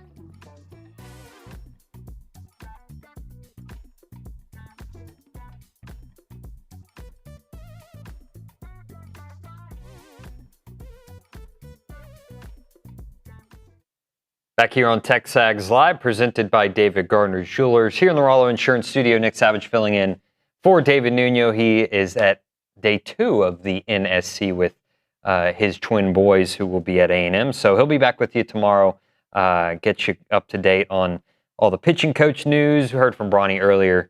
You can go back and check that out. Thanks to Jamie Morrison, Kay Naegeli, getting me through this 9 o'clock hour. 10 o'clock hour, you will hear from the Fan Show. Roy May, Matt Browning, Hunter Shirtliff may be here. I'm not sure. We'll see. But other than that, everyone's favorite hour of the show. We'll go over to the Angry Elephant News and Social Center, and Carson Stein has our update on what is on TexAgs today. Carson? Yes, sir. So on TexAgs today, like you said, and like we've covered so far, the pitching coach hire. Article by Richard Zane out right now. We have Past the Sticks with Marcel Reed. We have Jason Howell around the SEC recruiting. Is a big recruiting guy. You guys are going to like that one. And also keep track with the portal threads with baseball, like Bronny was promoting earlier. And like Kay was saying earlier, with volleyball and Coach Morrison in here. Keep up with volleyball because it's going to be an exciting time these next couple days. And we also have track and field coverage. Absolutely. You got any messages, any texts, any stories we need to be updated on as well as we close out this 9 o'clock hour? Speaking of track and field, I kind of wanted to get into this since we haven't talked about it. Zaza Namdi won the 2026 Men's National Championship in the javelin. Another one. Another national champion. That's 3 this year, right? I believe Volleyball, women's tennis, and now an individual championship at track and field. That's all Pat Henry does over there is just stack trophies. That's all he does is win. All he does is win. And we'll take that every day of the week. Yeah, absolutely. 2 minutes left here in the 9 o'clock hour. Is there any story or anything you want to get into specifically, Carson? I kind of want to get into what the chat's talking about on YouTube because we got a lot of mixed opinions on the pitching coach hire. Some people are upset it's not a bigger name. Some people are wishing it would have been more towards the college ranks that we go for. What do you think? I'm in the mode of let's wait and see. First of all, I mean, we can't. Again, you literally don't know how it's going to play out until this time next year. So let's not. I wish, or I was wanting them to go the big league route. I like that hire. I think those guys are more, analytics driven, and like you heard Bronny say, they're going to get all kinds of fancy new toys over there at their player development facility that they're building. So that's going to be really cool to see. I'm not so worried about the recruiting aspect because I feel like this place kind of sells itself. It's kind of like that in every sport now. You can say this place recruits itself. Exactly. So I'm not worried about that. That's just, you don't have to have an opinion right now on it. It's been out for an hour. It's okay. You can pump the brakes. We can wait and see. We can have this conversation next year. But I mean, I like the direction they went for sure. I'm not tore up that it wasn't in the college ranks. Well, also, I was on the point of recruiting. Brand new fancy player facility being built and finished, as we speak, over in the parking lot next to Olson Field. So that's another big aspect of what Early can promote to all the new players he wants to get in the portal. I guess we're going to break early. Fan show next.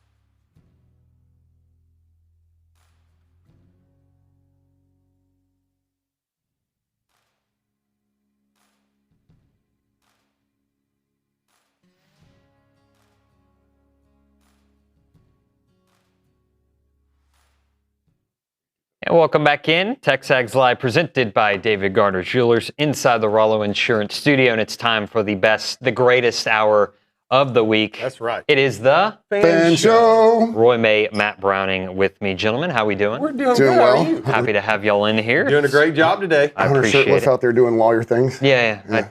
I told David when he was booking the show for me or just getting everything, he was like, you want Hunter Shirtliff? I was like, he's not going to come. But yeah, if he comes, I would love it. But yeah, he's busy, I know.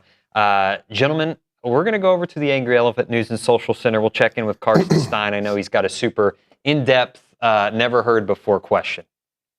Roy, what's on your mind today? Oh, wow. What's on my mind? What? You never get to go first, I never get to go first. I asked Matt last week. I'm trying to even it out. I asked Matt last week. Well, what was on my mind this morning was just kind of how it shifts over to recruiting, and because of watching Recruiting Country and especially with Hal being in studio with Bronny, I think it's obviously a great dynamic. But pitching coach, yeah, it just kind of drops out of the sky.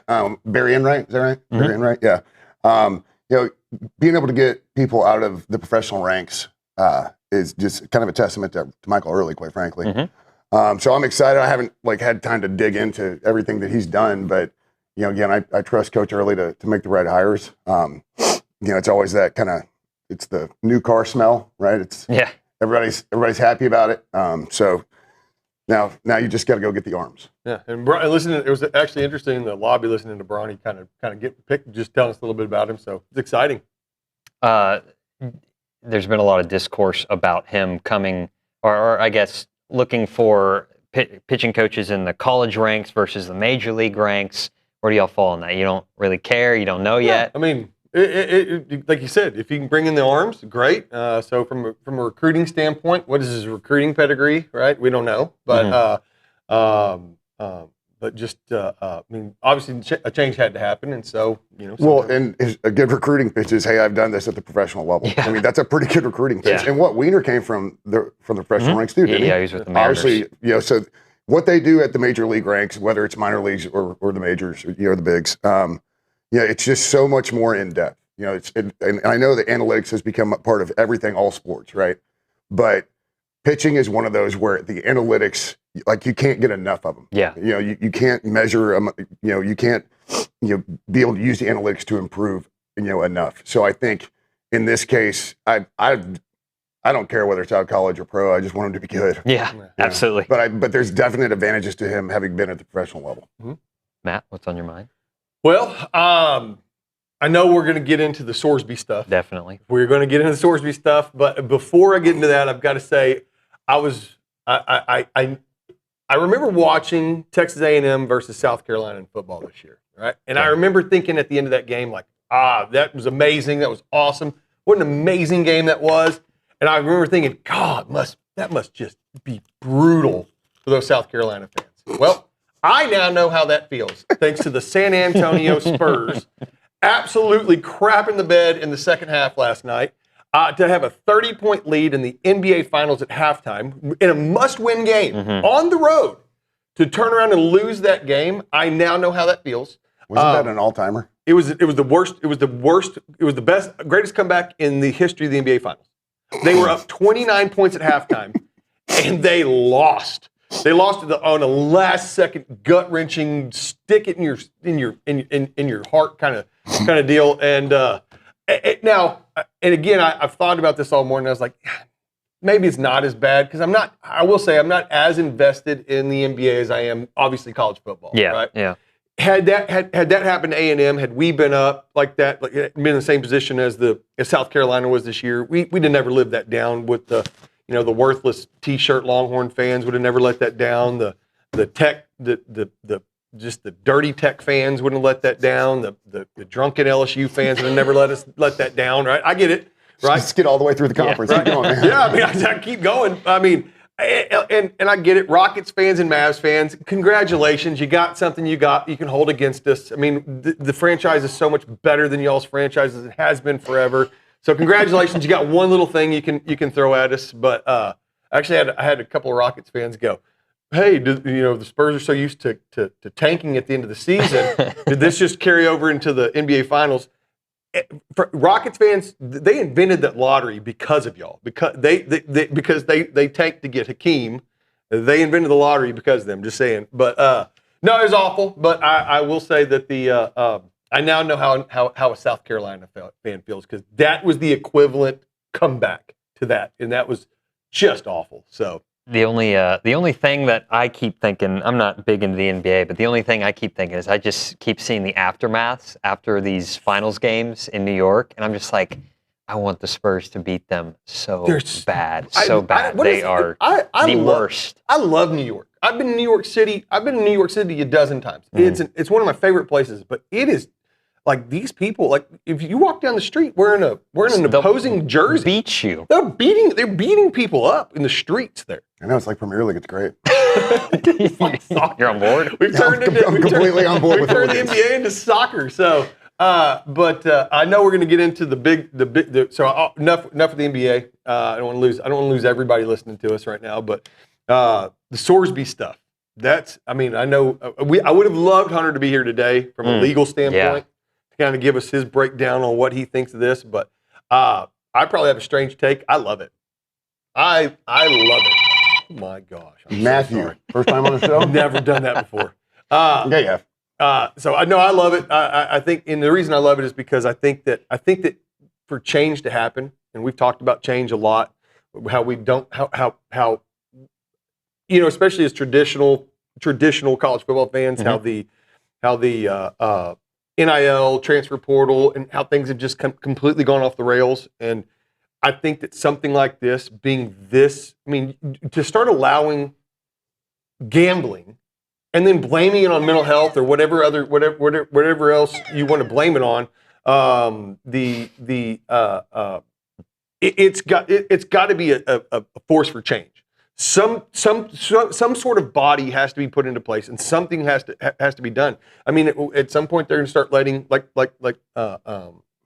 Bronny said. He said, if you're going to allow this, are you going to allow PEDs? Are you going to allow steroids and performance-enhancing drugs, and then blaming it on mental health or whatever the case may be? So sometimes I think you've got to hit rock bottom before you start seeing major changes. So that's just my take on it. But it's of course it's tech. So. Well, the logic of it all doesn't make any sense to me. It's okay, well, he's sick, he's addicted to gambling. It's like putting a drug addict in a pharmacy. It doesn't make any sense to me. If he's actually sick and has a problem, the best thing would be distance from it. But he's an investment at the end of the day, right? Yeah. For Texas Tech football, Cody Campbell, he's an investment in that program. They want to win football games, so of course. Yeah. Well, you're trying to look at it from a logical perspective, and the reality is, first of all, nothing about the NCAA has logic at all, right? I'm a little bit with Nuno on this one. If we'd had the same situation, we'd have had lawyers run into a judge to try and get an injunction done. That we would have, right?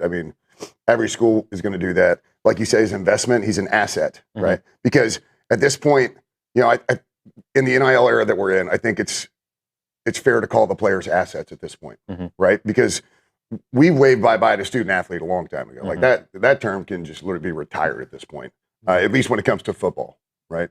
So it's just an interesting situation, and I'll try and dance around this as best I can so I don't offend anybody.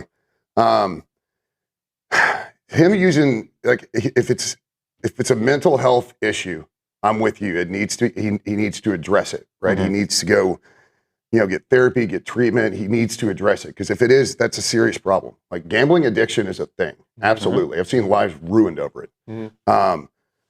But sometimes it reminds me of the dudes that go file for disability after they get out of the military and they claim PTSD so they can get 100%. And I know for a fact that they don't have any issues. Mental health awareness is an important thing, and I love how much it has become a part of our society. Especially men's mental health. It's just something like, hey, just suck it up, right? That's what we always told dudes, right? But it's one of those things where, give a dude a rope, he wants to be a cowboy all of a sudden, right? People take it way too far, and it reminds me of the Tiger Woods saga, years back.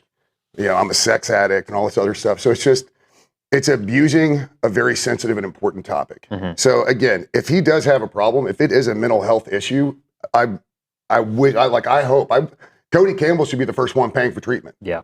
Right. But it's very clear that they don't care. So we can't tell if it's actually a mental health issue with him, or it's just an excuse trying to dance around the fact that he blew $90,000 on games that he was playing in. Yeah. I mean, Pete Rose, the penalty they put on Pete Rose was so big.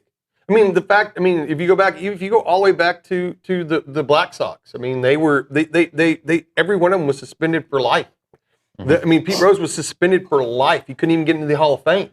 I mean, this was the penalty on this was so big, because the fact is that you're setting such a dangerous precedent that somebody could come in, and if you've got a team that's already out of the playoff, I mean, you got a kind of a middle of the road team, and you can throw the game and make a ton of money and not be kicked out. What kind of precedent are you setting there? I mean, that's why this is such a big deal. Is that's the integrity of the game itself, and all these other things. Kids going from one school to the other and getting paid and all that sort of stuff.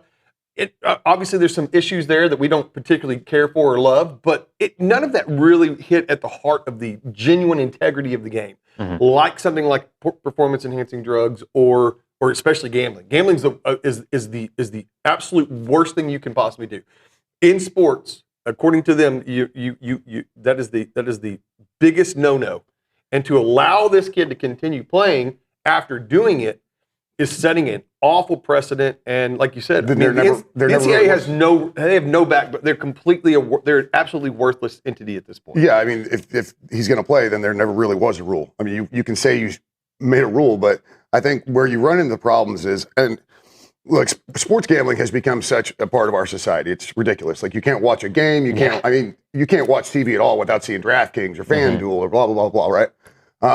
I like to gamble on sports. I like to gamble on stuff that's not sports. I'm kind of a wacko. But I don't play any sports. I'm not the point shaving scandals we've seen in the past in college basketball. How dare you? You're a hell of a bowler. He's a good bowler. Not anymore. But man, you got me off. Oh yeah. So the biggest problem was when you open the floodgates by saying they can gamble. It was bound to happen. It was absolutely bound to happen that somebody was going to start betting on games that they were involved in. And that is the most egregious thing you can do, because it absolutely undermines any integrity you may have, regardless of whether or not you're actually trying to affect the outcome. It's automatic. Like, it is the worst optics possible, because you have placed money on a game that you are involved in and you can change the outcome. Yeah, especially at quarterback.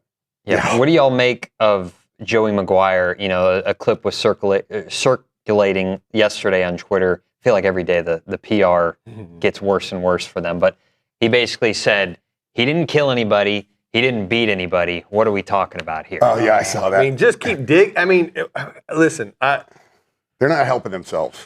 Listen, it's Tech. I mean, I don't know if we'd have expected anything else from Tech. I say that with a straight face. I mean, it's Tech, right? I mean, the integrity has never been like one of their strong suits, right? I mean, just go to one of their games as an opposing fan and just see what happens. I mean, especially if you're an Aggie or Longhorn or somebody that they dislike, right? But they're just digging themselves a deeper hole and making themselves look even dumber. Now, granted, do I agree that every team with David and Roy? I think so. I hate to say that. I hate that that's the case. I would love to believe that if we were in the same situation, we would say, we're not going to do that. You're off the team. You would love to see that, right? But we haven't been put in that situation. I don't know if that's the case. Well, and it's an interesting point you bring up, because you think about it, and we want to think about that in terms of being Aggies, right? But the reality is, the people making those decisions are the Joey Maguires of the world. And if I'm putting Joey Maguire up against Mike Elko, I think that's a different level of integrity. And again, it gets dealt with differently. Now, do we still send lawyers out to get an injunction? I don't know, probably. But there's got to be some sort of consequences for the kid. Yeah, I mean, and that's the biggest thing. Like, as of right now, there's zero consequences for what he's done. And the precedent set is the absolute worst thing you could possibly do, and that's why I said I like it, because this is something that everyone is. I mean, this has been the topic across sports. Yeah. I mean, you've got the Stanley Cup Finals, the NBA Finals. You've got you got the college baseball World Series going on, and this has been one of the top things anyone's talking about because of how so far off the rails it's gotten. That I do think that something like this, I think you like the old saying, pray him to the devil, right? Somebody's just can't get right. You got to pray him to the devil so they'll hit rock bottom to bounce back. I think that this is about as rock bottom as you can get. This is the asteroid hitting college football. Something has to change. Someone has to step up. There has to be a governing body. And it's got to go to. I think it's got to go at the conference level. I think the leaders of the SEC and the Big Ten and everybody else comes together. There's some sort of governing body that everyone has to live by. Will rules be broken? Sure, no doubt about it. But putting limits on transfer portal. But enforce them when they are broken. Putting limits on NIL, obviously nipping this crap right here in the bud, right out of the gate. I mean, again, you're going to have. You're setting a precedent to where kids can take steroids and be like, well, there's no if there's no consequences to gambling in sports, then there's no consequences at all. Well, I think it goes back to the conversation that everybody's been having over the last couple of years, and they always phrase it as a question, like, hey, if you were the college football czar for a day kind of thing. All right, well, that's what we need. All right, scrap the NCAA. You need one person over the NCAA, and then every single conference president, they make up the board of directors. It's that simple. Yeah.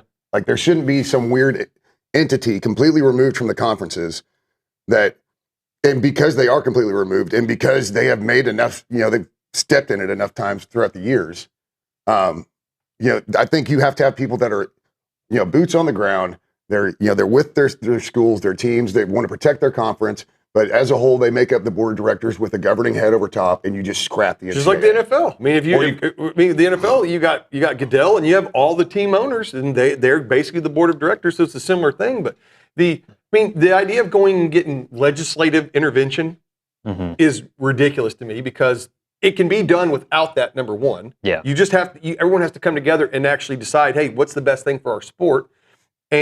But to have, you're getting the government involved. What do they? Name me one thing they do well. Exactly. Give me a break. That's been my thought this entire time, but that just seems like the direction they're going. David in H-Town Texan, how about the Big 12 voting to sanction Tech? From my understanding, this is why we need Hunter here. From what I've read, that injunction is a lawful court order. There's nothing any of the Big 12 schools can do about it. Like Sorsby's eligible. That's the end of that. That's my understanding. Because it's coordinated until like February, right? Exactly. So it's after the season. So it's a lawful order. It's convenient. Nothing they can do for it. But I do like what Georgia's doing, what Nebraska's doing. They can come out and say, or they don't really have to say it. Who knows? Maybe that's what A&M's doing. We're not going to schedule you. We're not going to play you in anything. I prefer we not say anything. We just don't play them. Yeah. Like I don't get it's a little bit of grandstanding to me to an extent. Like Georgia, I agree. We've decided as a university that because of the integrity of our athletics, blah, blah, blah, blah, blah. It's an opportunity for them to have a pat myself on the back, soundbite. You just don't play them. Now, how the Big 12 deals with it is differently though, because that's a conference game. So this changes things for the members of the Big 12, right? It's easy in non-conference to get out of those games, if that's what you want to do. But the Big 12's got some decisions to make. Because if you have some schools that don't want to play them, how are you going to treat that? Because if you don't play them, but you're on the schedule, it's a forfeit and Tech gets the win. Right? So how does this work? Hey, their schedule gets even easier. I know. How does the college football playoff system, do they rank them at all? Do they leave them unranked? All season, no matter what they do. Basically punishing them. Like if the NCAA is not going to come in and do something, then we are. Does that group have the integrity to do something like that? And what are they going to do? Go get an injunction on the rankings committee? Yeah, I'd love to know. I from a legal standpoint, it would be great to have Hunter here. Thanks, Hunter, for showing up today. Weren't all the lawyers or the judges on that court, weren't they all Tech grads? I don't think. The one that's coming up. Everyone out there is. So. All they got. We'll hit a break here. On the other side, we might dive more into this. We might get into some A&M football. I don't know if y'all heard me and OB's segment earlier about the best catches or best receptions in A&M history, or it was the ones he had covered. I saw you put out an article, but I hadn't had a chance to look at it yet. It's really good. You should dive into it. TexAgs.com/subscribe, by the way. But we might get into that. and more here on The Fan Show. We're presented by David Garner Jewelers. Courtney Davis.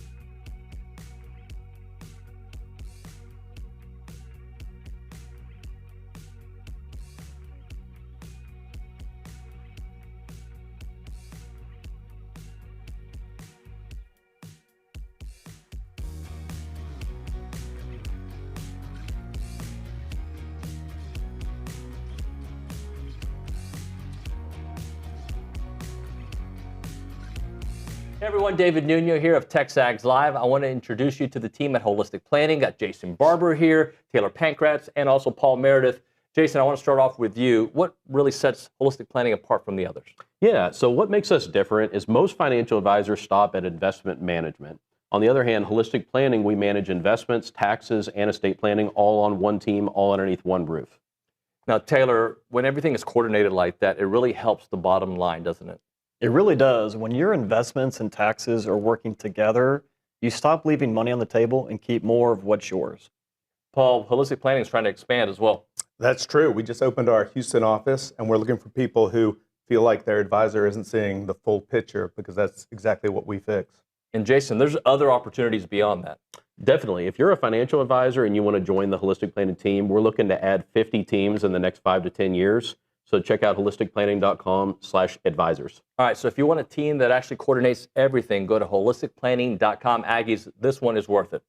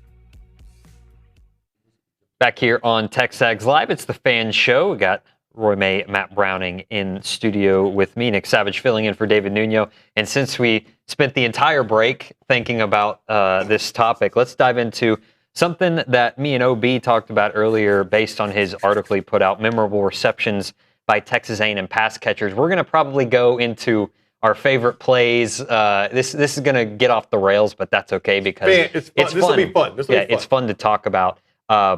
I guess I'll just move it on down and maybe go through a few here, then we'll dive into our favorite plays. So Roy, best catches are most memorable receptions. Yeah, most memorable. Not and he and I kind of thought the same thing. Not physical ability catch, but like most memorable. And exactly. I mean, this is the lowest hanging fruit is the Bumgarner touchdown in the bonfire game. I mean, that's one of the most impactful catches in A&M history, regardless of what it actually impacted on the season.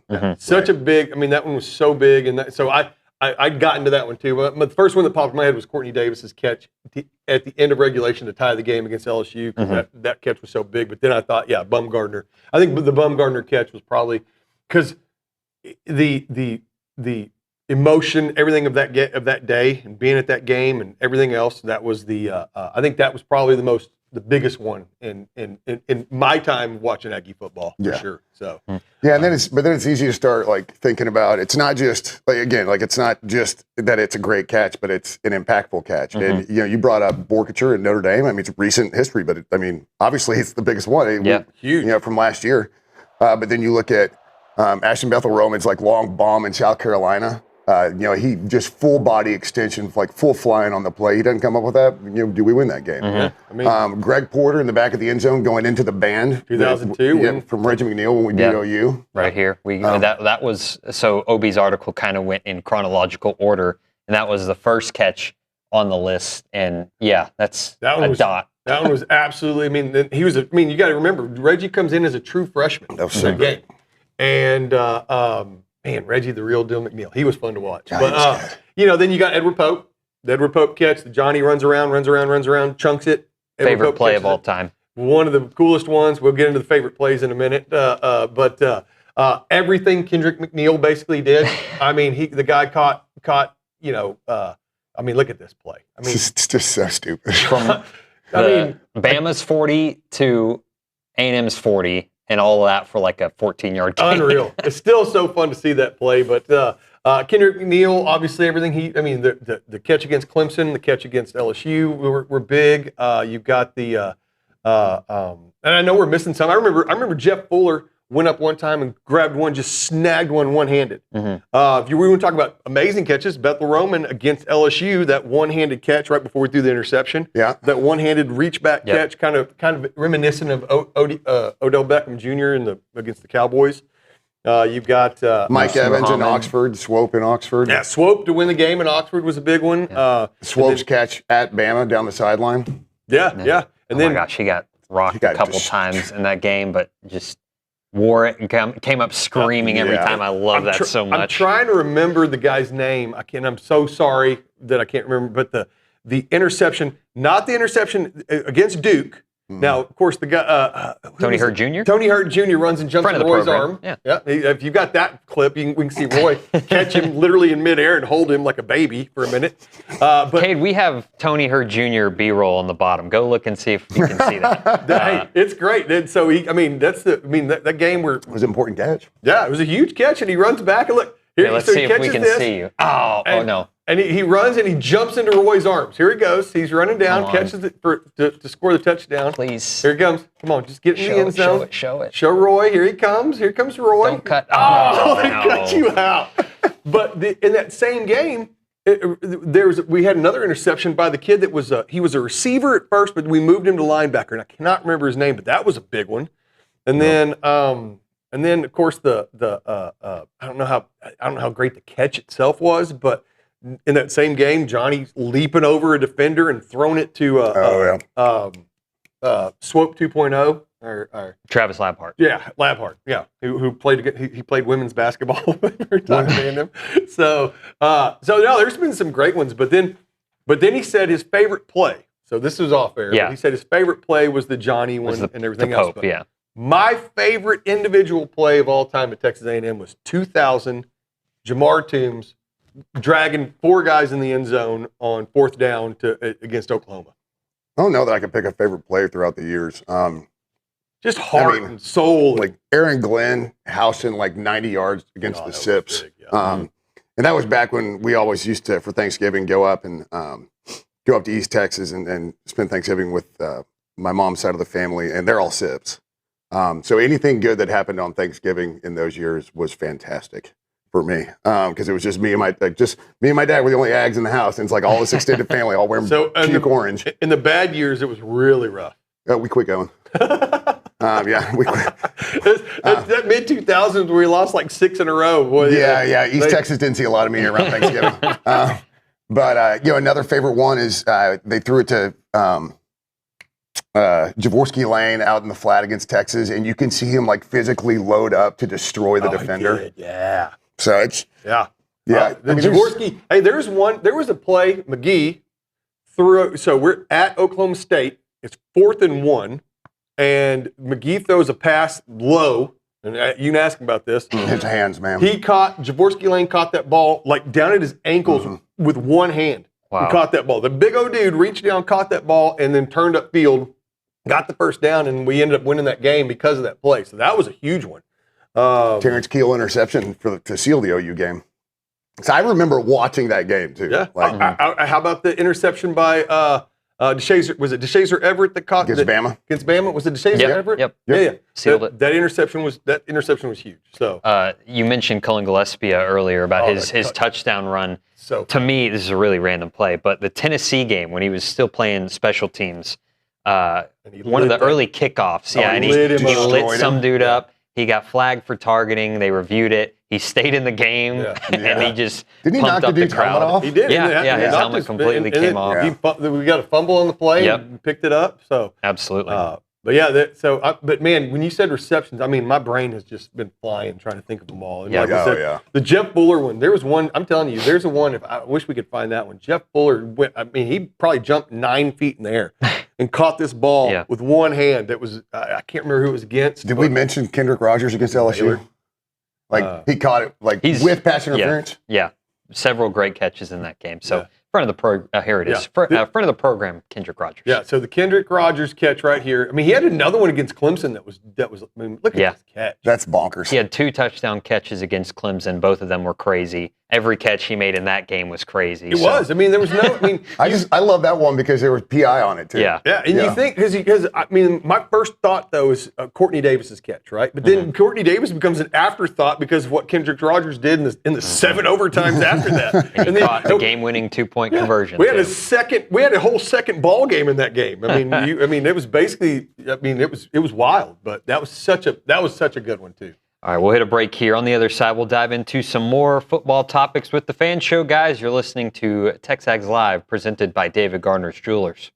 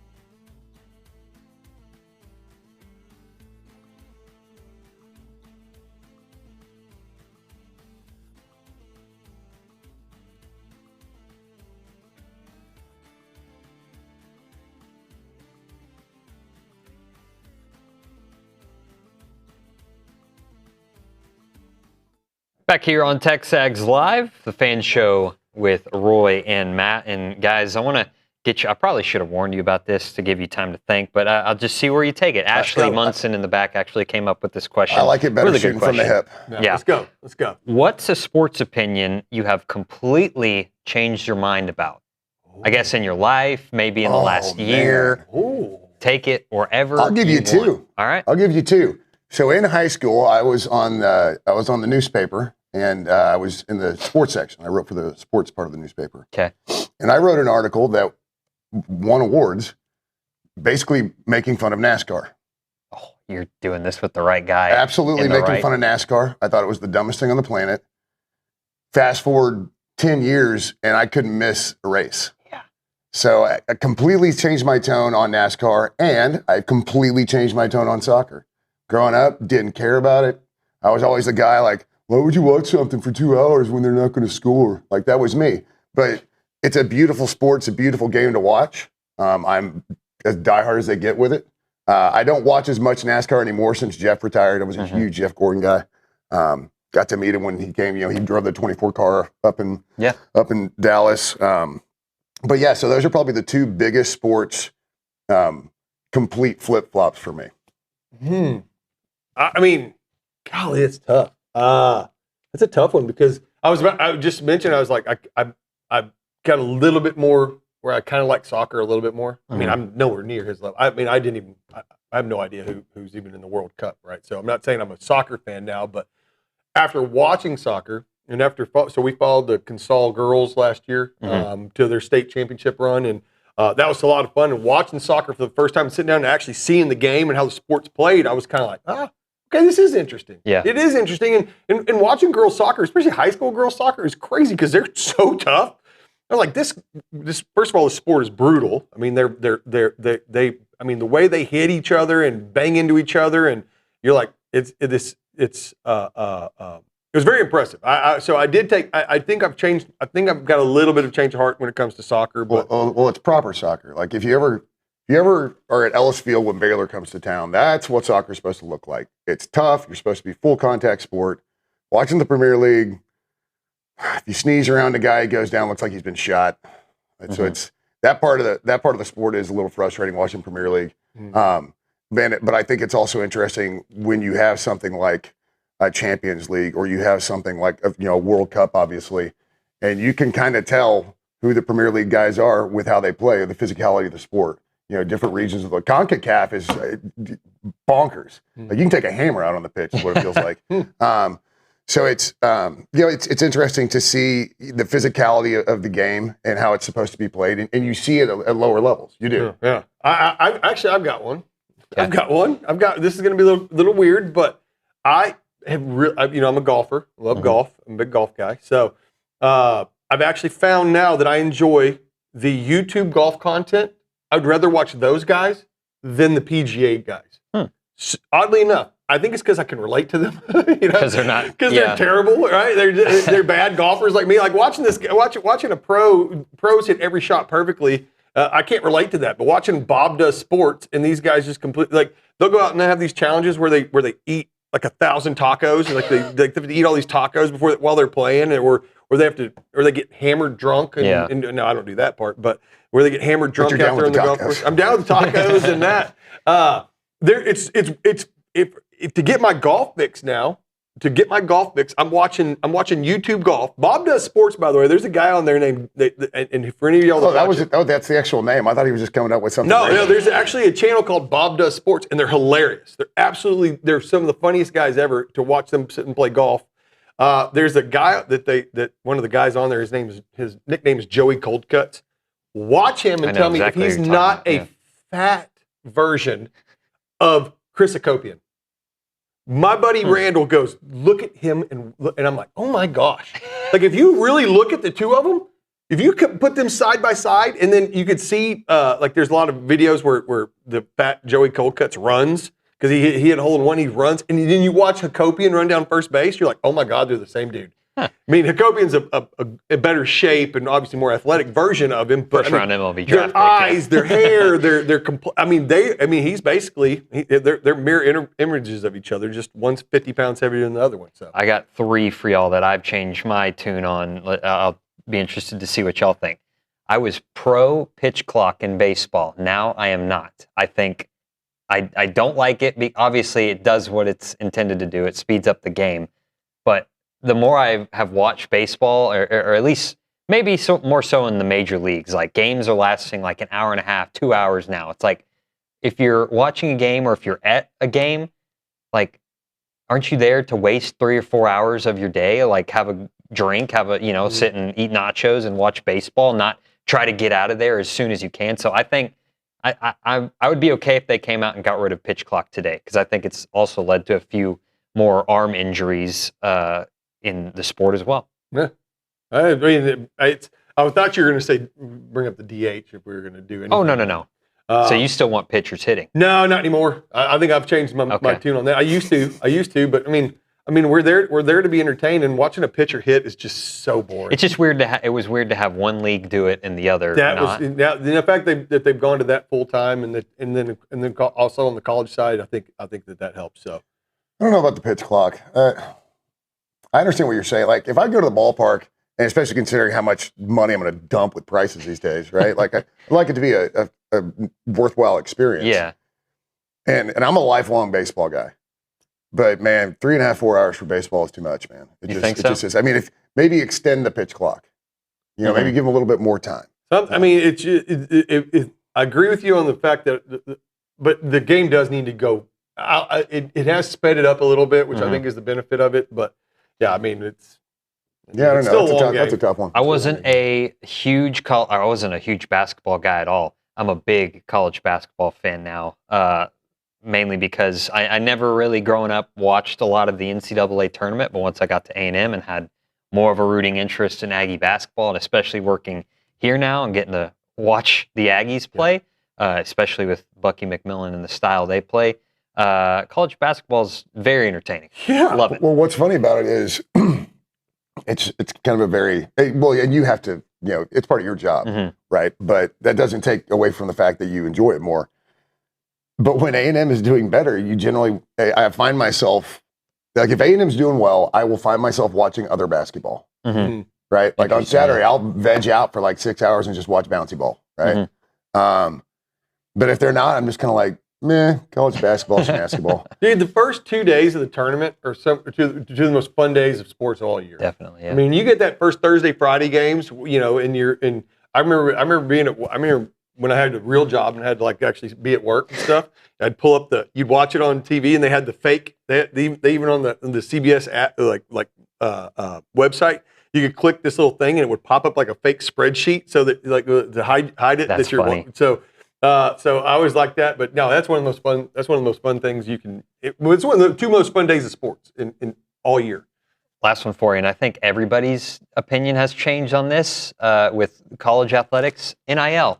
Everyone kind of used to be, no, we shouldn't pay the players, but I feel like that sentiment has completely shifted in the other direction. Yeah, I think that it's hard to just go yes, because it's still there's still so much, it's still so out of control. Yeah, I think there's got to be some sort of control, but I have absolutely zero problems with these kids getting paid.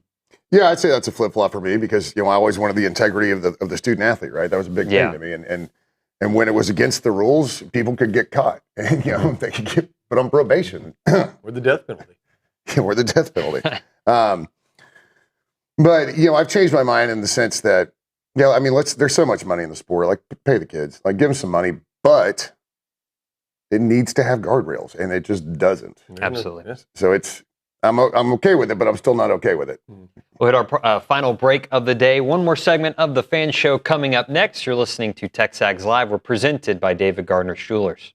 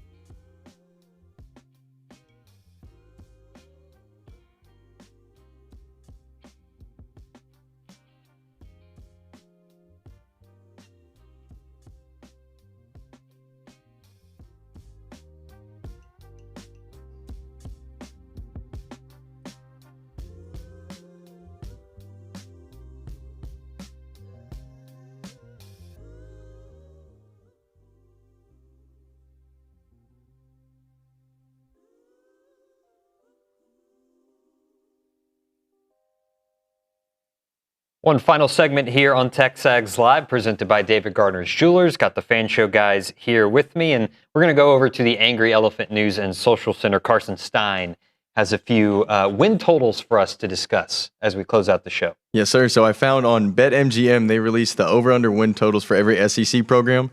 A&M coming in with 8.5, the over-under, with the over being -115 and the under being -110. I'll let y'all get the first pick every time. I obviously I would take the over because my heart tells me to go over, obviously, but that's a tough schedule. It's a tough schedule, and like we've said, all off season and it leading up to it, I think that it all rides on how well our quarterback plays and the O-line. I think the O-line could, but I think we've talked all year. We know that the defense, we have a good feeling like the defense is going to be good, like they always are under Elko. We know that the skill position guys are amazing. Yeah, it's how good is our quarterback. If our quarterback is good, we'll blow that easily out of the water. Over. All right. Take the over too. Yeah.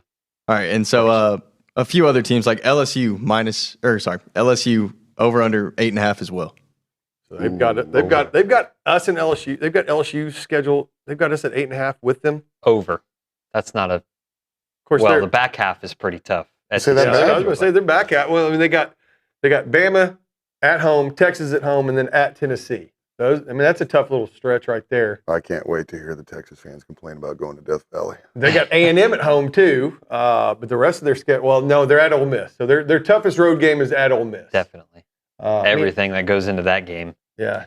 I guess they're at Tennessee, so I love that they're going to Ole Miss the week before they play us. You know what? I'm honestly going to take the over. Me too. I'll take the under. I'm going to take the over just because Kiffin is. I just think Kiffin's good. How will that be received? I'll take the under with some growing pains, and it's going to get real interesting real quick. Yeah. I just want the chaos. I really wish they'd have kept Brian Kelly. I'll go ahead and get this one out of the way. Texas over under 9.5. Under. No, we got the schedule. I can't do it. I mean, even if I believe it, I can't. I mean, Ohio State's a tough game. At Tennessee's a tough game. Oklahoma's always a tough game for them. I mean, they're at home versus. They got look at this. Four home games in a row. Then they're at LSU and then at here. I mean, how many? They have 3 road games. They have 3 true road games all season. And they got the Oklahoma game, which is what's going to be even more hilarious when they go under. I'm calling under just because I hate them. That's all. That's my only reason. It's sheer spite. I'll go over. This stuff's spite. Go ahead. Okay, and I'll go with the last one. We'll fit in here. Oklahoma 7.5. Oklahoma, where the wind blows through. 7.5 for Oklahoma. At Michigan. Well, they don't have. I like that. At Michigan. OU at Michigan.